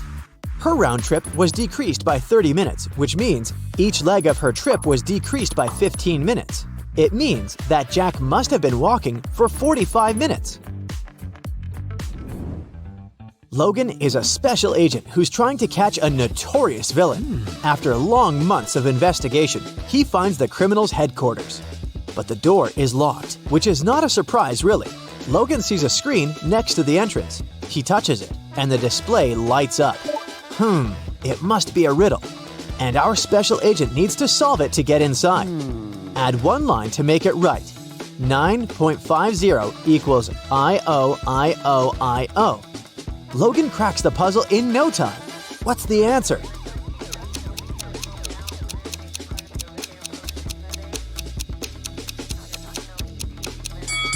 $9.50 equals I-O-T-O-I-O. The door opens and the man steps into a dark corridor. After walking for some time, Logan notices another door. A code lock again! The man also spots a calendar hanging on the wall. At the bottom, there are several letters, M, F, W. After connecting the dots, the special agent figures out the code. What is it?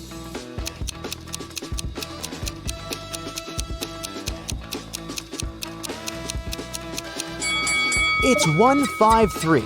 The letters stand for the days of the week: Monday, Friday, and Wednesday. Monday is the first day, Friday is the fifth, and Wednesday is the third one. Oh yeah! Look at these two families. Which one is fake? What do you think?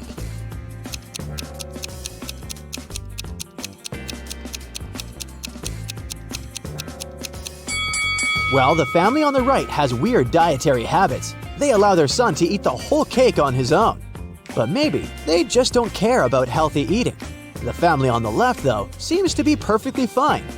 But have you spotted a USB port covered by the necklace the mother of the family is wearing? She's a robot, and all this family thing is just a joke. Now, look at these prisoners. Who is more likely to escape?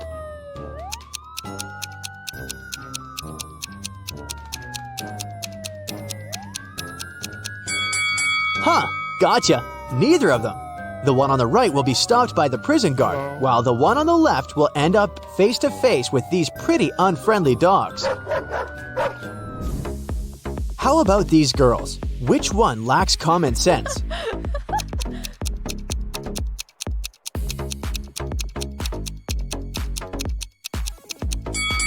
That was another tricky question.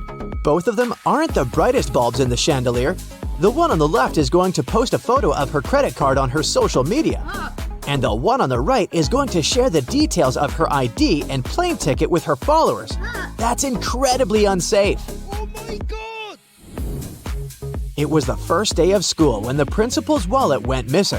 There were 3 suspects: the gardener, the math teacher, and the coach. Oh no! Here's what they said. The gardener was mowing the front lawn. The math teacher was checking the surprise test he'd given his students. And the coach was meeting new people who wanted to join the school's soccer team. Who took the wallet?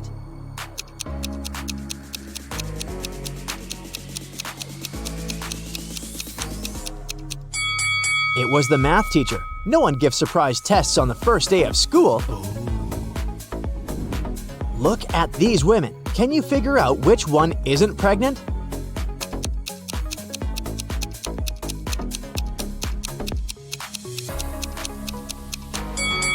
It's the woman on the right. Her belly is strangely shaped, and something seems to be moving under her clothes. Ugh, creepy. One day, the emperor asked his general what he should choose if he was offered either justice or a lot of gold. "I'd choose the gold," the general answered without hesitation. The emperor was taken aback. Oh. "I would have been disappointed even if this was the choice of a servant," the emperor said. "But coming from you, it's not only disappointing but also shocking and sad." But the general justified his answer to the enraged and hurt emperor without a problem. What did he say?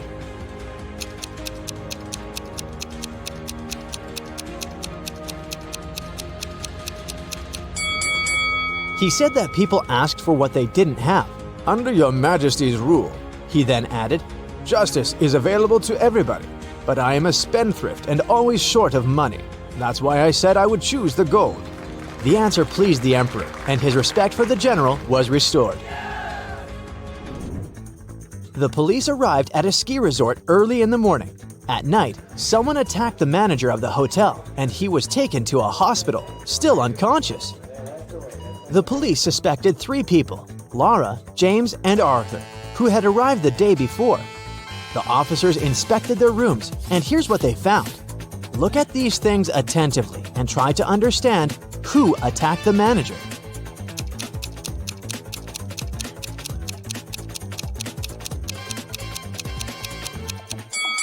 It was Arthur. Look, he doesn't have any warm clothing, which means he didn't come for skiing. Allison is a big boss in an international company. One day, she's hurrying to an important meeting when she notices the documents she needs haven't been printed out, but she's asked at least 3 of her subordinates to do it. Ian says he's just returned from the supermarket because they've run out of coffee beans. Robert claims he's been terribly busy drafting a new contract. And Alice answers she's been in the kitchen preparing snacks and making coffee for the meeting. Who's actually forgotten about the task and is making up excuses at the last moment?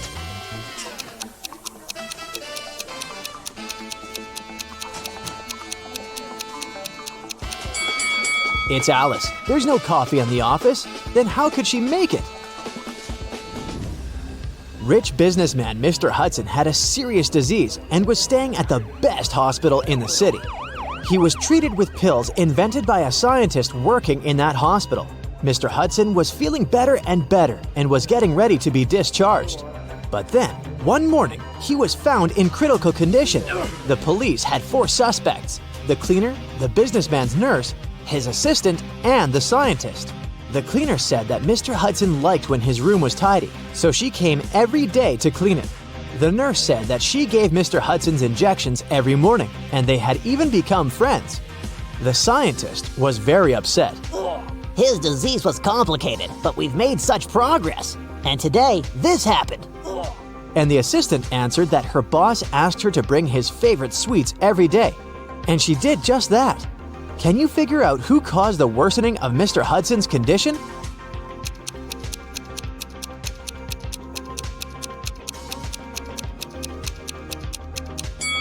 It was the nurse. Mr. Hudson was treated with special pills. What injections is she talking about? What? Harrison was walking home when someone threw something at him and knocked the guy out. When he came round, he found himself in a room with 4 doors and a tiny window. Harrison opened the window, but it was too small for him to squeeze through. Suddenly, the guy spotted a piece of paper lying on the floor.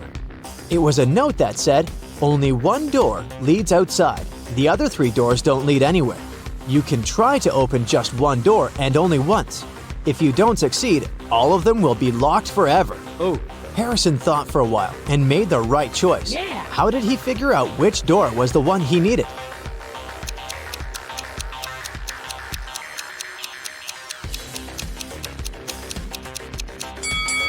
He opened the window. This created a draft. The guy checked the keyholes and felt some cool air coming from one of them. It was the door to freedom. Detective Sheldon Copper was resting at a beach resort when an unpleasant accident happened there.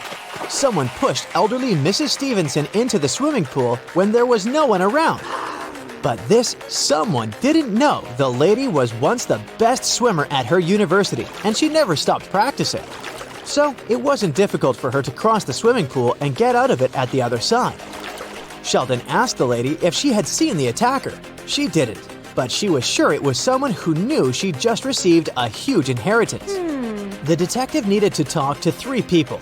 They were Mrs. Stevenson's son, Terry, her granddaughter, Gloria, and her niece, Judy. Terry said, "These days, I've been very busy. Something urgent came up at work.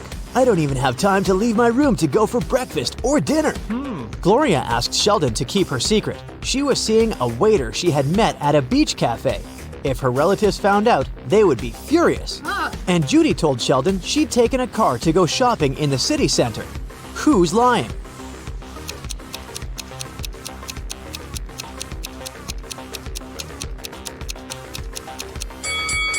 Terry. The man looks sunburned. But how can it be if he hasn't left his room for days? Jaden bought a beautiful ring for his girlfriend. He wanted to propose to her at the weekend. He left the ring on his desk at home and went to work. But when he got back in the evening, he didn't find the ring. Only his 3 sisters were at home that day, and none of them liked his girlfriend. He went to question each of them. Mia was in her room. She said she'd spent the whole day there painting the walls. Emily was in the kitchen. She answered that she'd been cooking a birthday cake for her friend. And the youngest, Nora, was in the garden. She said she'd been planting roses. It didn't take Jaden long to figure out who had taken the ring. Do you know who it was?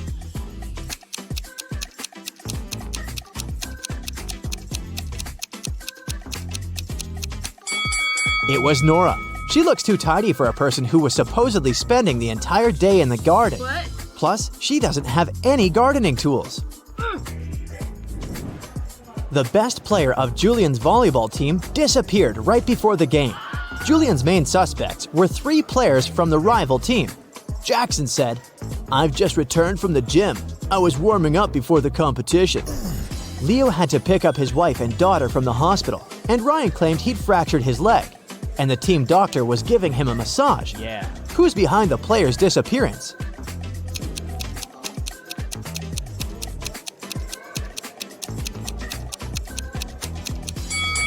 It's Ryan. Getting a massage when your leg is broken? Really? Can you figure out the answer to this Rebus riddle?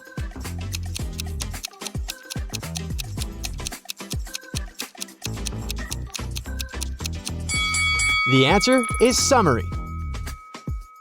A notorious bank robber came to the city, and huge sums of money started to disappear from the vaults of the city's banks.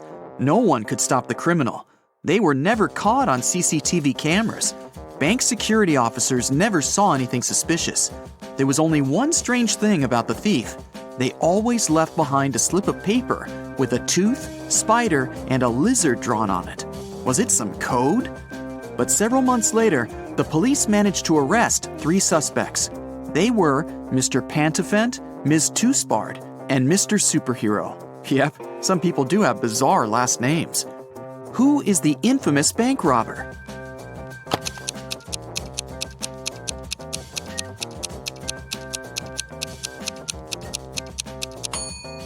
It was Miss Toospard.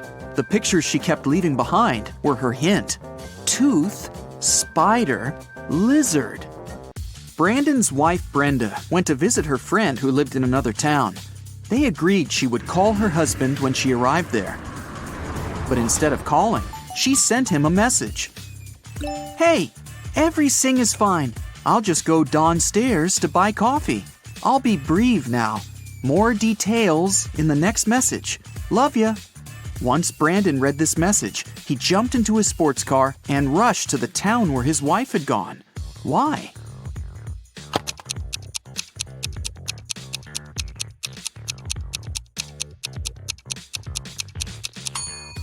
Brenda isn't simply terrible at spelling.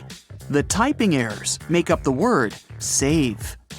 Someone stole extremely important documents from Mr. Larson's office. 1 week later, the police arrested the criminal. It was a woman called Emily. She was being questioned for 3 days straight, but still refused to tell the police where the folder with the documents was. Then, several officers visited her apartment. At first sight, nothing was out of the ordinary. But after careful inspection, they figured out where the documents were. Can you do the same?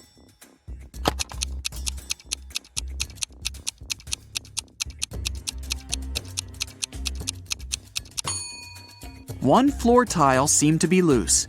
Once the officers lifted it, they found the papers. When Victoria went to college, she started to live in a dormitory, sharing a room with another girl, Maria. Victoria's neighbor was very popular with guys. She had 3 admirers, Walter, Nathan, and Jeremy. But one day, Maria disappeared. Victoria was sure one of the guys was behind this. Maria loved drawing, and there were several pictures on her table. Victoria looked at them attentively and realized who she should ask about her friend.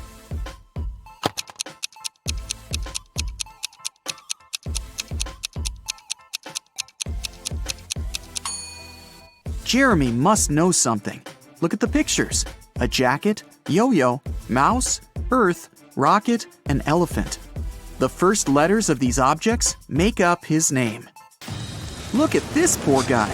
He seems to be stuck in the middle of a natural disaster. Which one should he choose to survive? A tornado, flood, or lightning strike?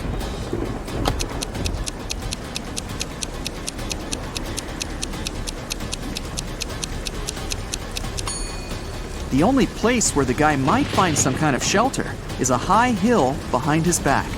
High ground during a lightning storm or a tornado is a terrible idea, which means the man will only be able to survive a flood. Carl was a rich man who had 2 adult sons, Ethan and Christian. They all lived in one house. One day, Carl saw that his most expensive ancient Chinese vase was missing. The only people who were at home the night before were his sons. The man didn't want to involve the police. That's why he decided to talk to each of his sons himself. He saw Ethan driving through the gates. He was back from his daily visit to the bakery. The guy said that the night before, he'd been practicing the guitar in his room. He didn't notice anything suspicious. Christian was near the swimming pool. He told his father, "Now I understand. Yesterday I saw Ethan. He was putting some box in the back seat of his car. It must have been the vase." But Carl immediately realized it was Christian who had taken the vase. How did he figure it out?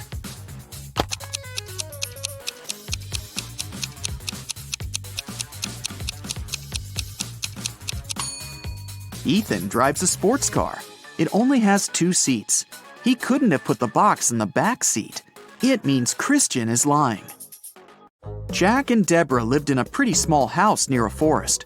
One day, the man went for a walk and never came back. Deborah called the police, and they went to search for her husband. Soon they spotted him. He was lying on the ground, trapped under a large tree that had fallen on top of him. Suddenly, a stranger appeared from behind the trees. He exclaimed, "How terrible! But it's not a surprise, really. The wind was so strong this morning, it must have knocked down this tree." The police officers immediately arrested the man. Why?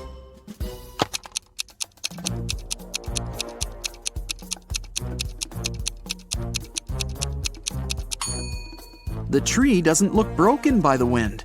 It looks as if someone cut it down. It was an unusually snowy winter. Detective Adam Davis was walking home from his office when he saw a young woman. She was carrying 2 large bags. For some reason, the girl seemed suspicious to the detective. He came up to her, showed her his badge, and asked what she had in her bags. "Oh, I'm going on vacation. That's just some stuff I'll need there." And still, Adam called for backup and arrested her. Why?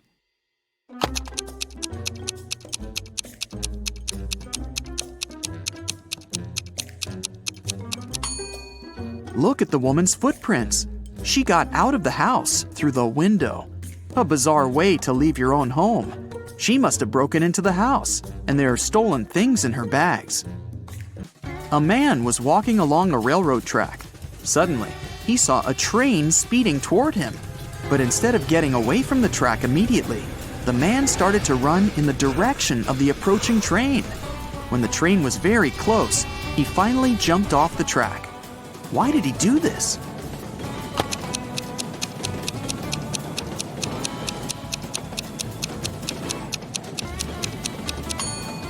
When the man saw the train, he was on the bridge.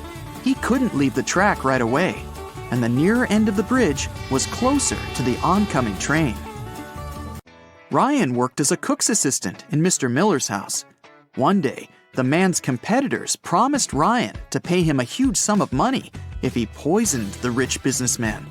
Ryan waited until the cook took a day off. Then he made dinner for the whole family, Mr. Miller, his wife, and their 2 children. Each family member ordered a different dish. Ryan only poisoned the one the businessman was going to eat. You can save Mr. Miller if you guess which dish is his. Keep in mind that Donna, the man's wife, is a vegan. The businessman himself loves meat. Kira, the daughter, is on a diet, and Amy can't eat sugar. So, which dish did Ryan make for Mr. Miller?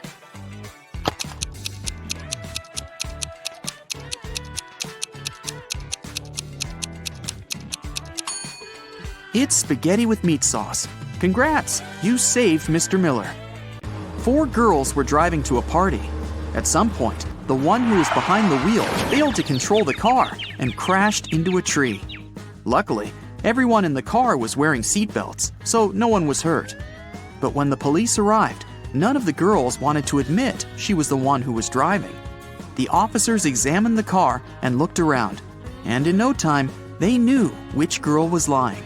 Can you figure it out?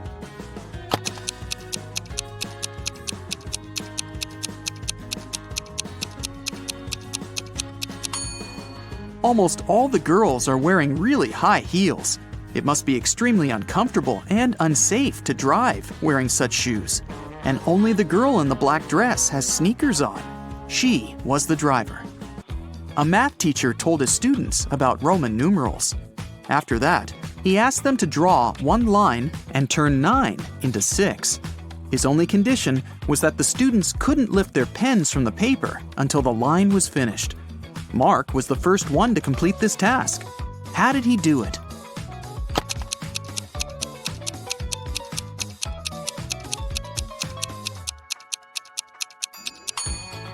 He drew the letter S in front of IX and got 6.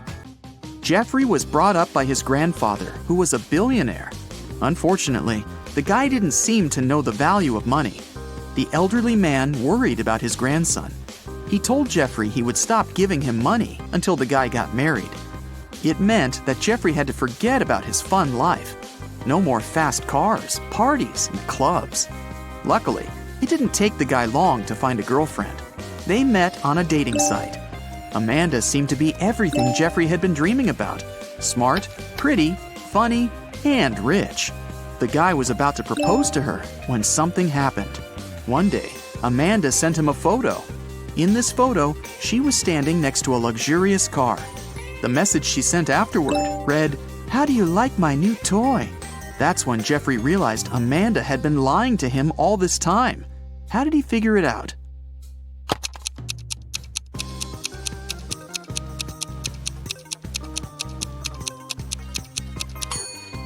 The girl is wearing a badge in the photo.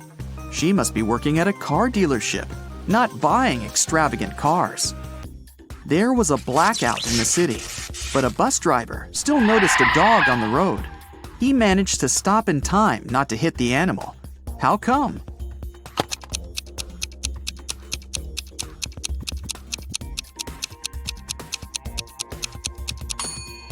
This near miss happened during the day. They have no feathers, no scales, no body, and no bones. And yet, they have fingers and thumbs of their own. What are they?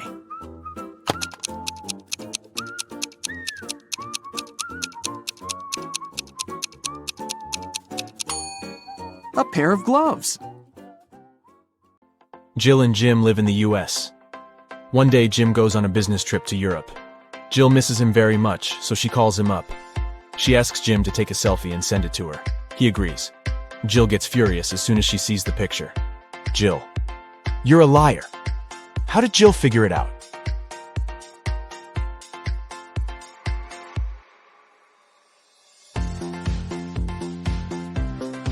Europe and the US are in different time zones, but in Jim's photo, it's noon. That's American time. He never left the country. Can you find a zombie in this picture?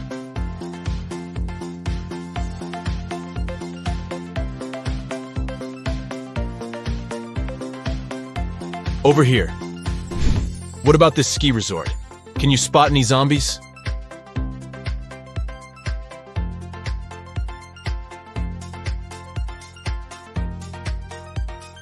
Hello?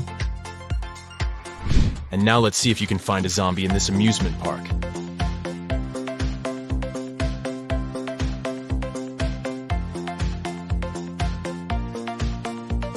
It's hiding over here. The biggest bank in town was robbed last night. The local police investigate this case and find 2 suspects. They go to search their houses. The officer sees a clue and figures out who the criminal is. How did he guess?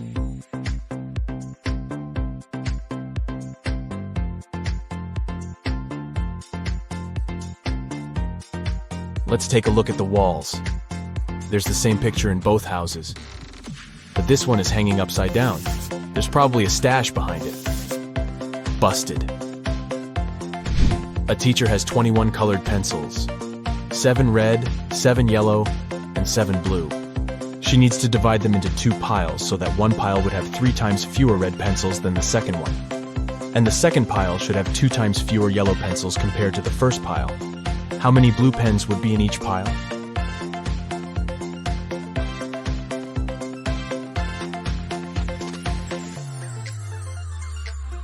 Zero. The teacher had 21 pencils, not pens. Can you rearrange these crayons and make 4 triangles? To solve this mystery, you gotta think outside the box.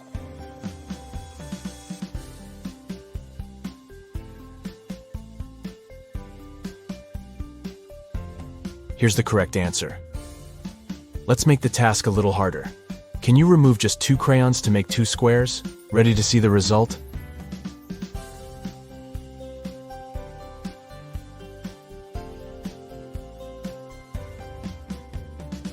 There you go. Donna goes to a supermarket and spots something weird. 2 of these women are pregnant, but one of them just stole a watermelon. Can you guess who?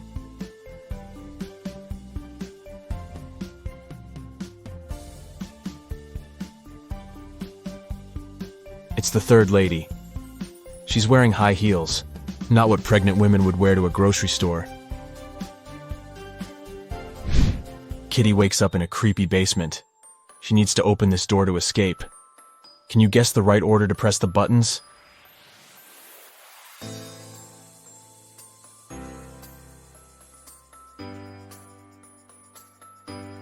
Kitty needs to make the word unlock from the first letters of each emoji. Therefore, she should press the buttons in the following order: unicorn, nose, lobster, onion, cactus, kiss, and voila. Today is Cassie's birthday. She brings a cake to work to celebrate with her colleagues, Stan, Gemma, and Rosie. Cassie unpacks the cake in the office kitchen. Suddenly, Granny calls, and Cassie goes outside to talk to her. After a while, Cassie returns and finds her precious birthday cake on the floor. She questions everyone. Stan says, "I was sending an important email, so I didn't look at the kitchen. But I think it was Gemma. She's just pretending to be your friend." Gemma says, "I went to the toilet to wash my hands. When I returned, the cake was already on the floor." And Rosie says, "I don't know what happened. I went to the opposite side of the room to turn on the coffee machine. I made cappuccino for everyone." Who's lying?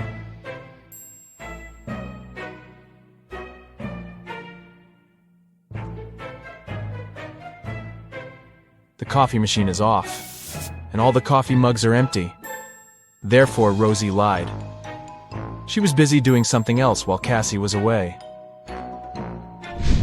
Detective Bold is having lunch at his favorite cafe. He looks through the window and sees his neighbor Zelda rushing home.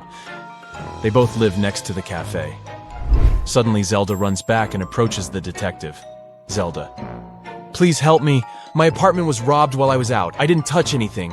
I just ran here right away to find you." Detective Bold goes to see the crime scene. He looks around and says, "Stop fooling around, Zelda. There was no robbery." How did he know?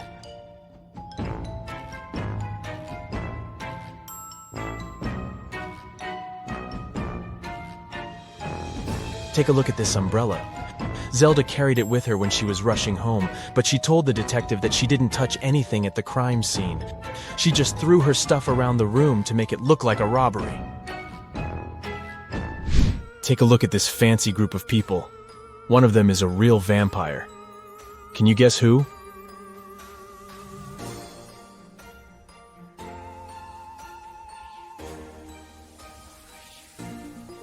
It's the second guy. The first guy struggles with drinking this reddish beverage. The lady is just wearing a cosplay costume. And the guy on the right is taking a selfie, which means he shows up on camera. Therefore, he's a human being. Jeff calls the police early in the morning. Jeff: my neighbor cut down a tree on my car. A policeman arrives soon. Policeman: what happened? Jeff: my neighbor and I had a quarrel last night. When I was ready to go to bed, I saw him standing in front of my car. In the morning, I went out to drive to work and saw this. My car is pretty old, but he still has to pay compensation for the damage. The policeman questions Jeff's neighbor. He says, Jeff is a bit weird. He's always trying to start a quarrel for no reason. I didn't touch the car. I was sleeping all night long. The policeman examines the car and immediately realizes which of the neighbors was lying. Who cut the tree down? Can you guess?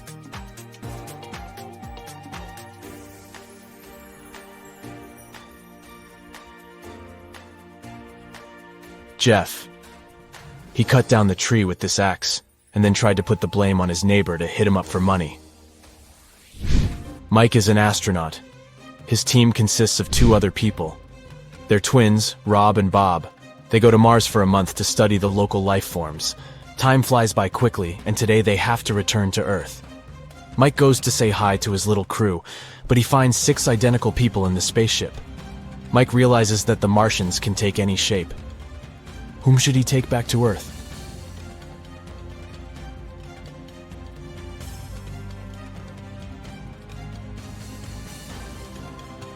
This astronaut has 3 fingers. This guy's hair color is different. This imposter has forgotten to put on human ears. And this guy has different eye color.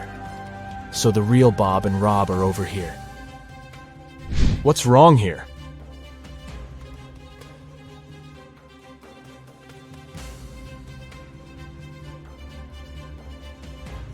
The goalkeeper is holding a tennis racket. Also, why do they need 2 hockey pucks? Shelly downloads a dating app hoping to find new love. She likes several guys. They begin to chat and share some selfies. All 3 guys claim to be single and living alone, but only one of them is telling the truth. Can you guess who?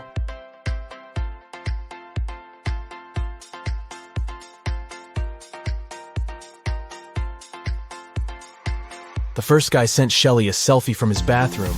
He's wearing a bathrobe, but there's another silk bathrobe hanging in the background. It's pink and small. Why would he need it if he's living alone? And the second guy is obviously fond of jewelry.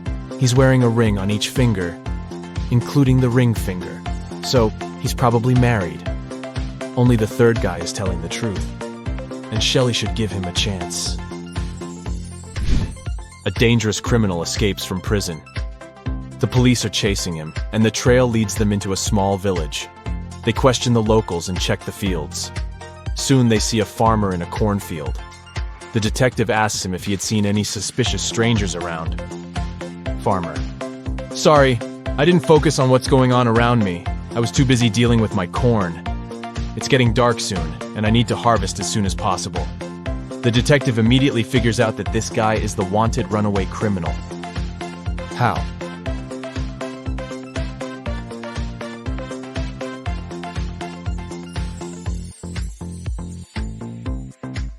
Corn is not harvested like this, so he can't be a real farmer. Can you see any odd details here?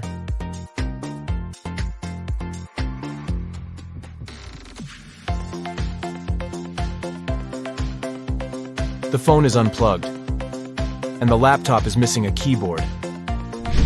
Can you spot anything odd?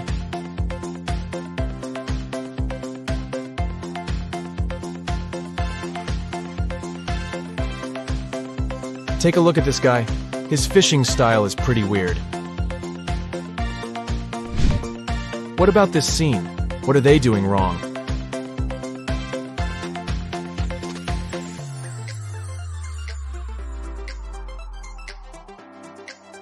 This lady is skating on the pavement.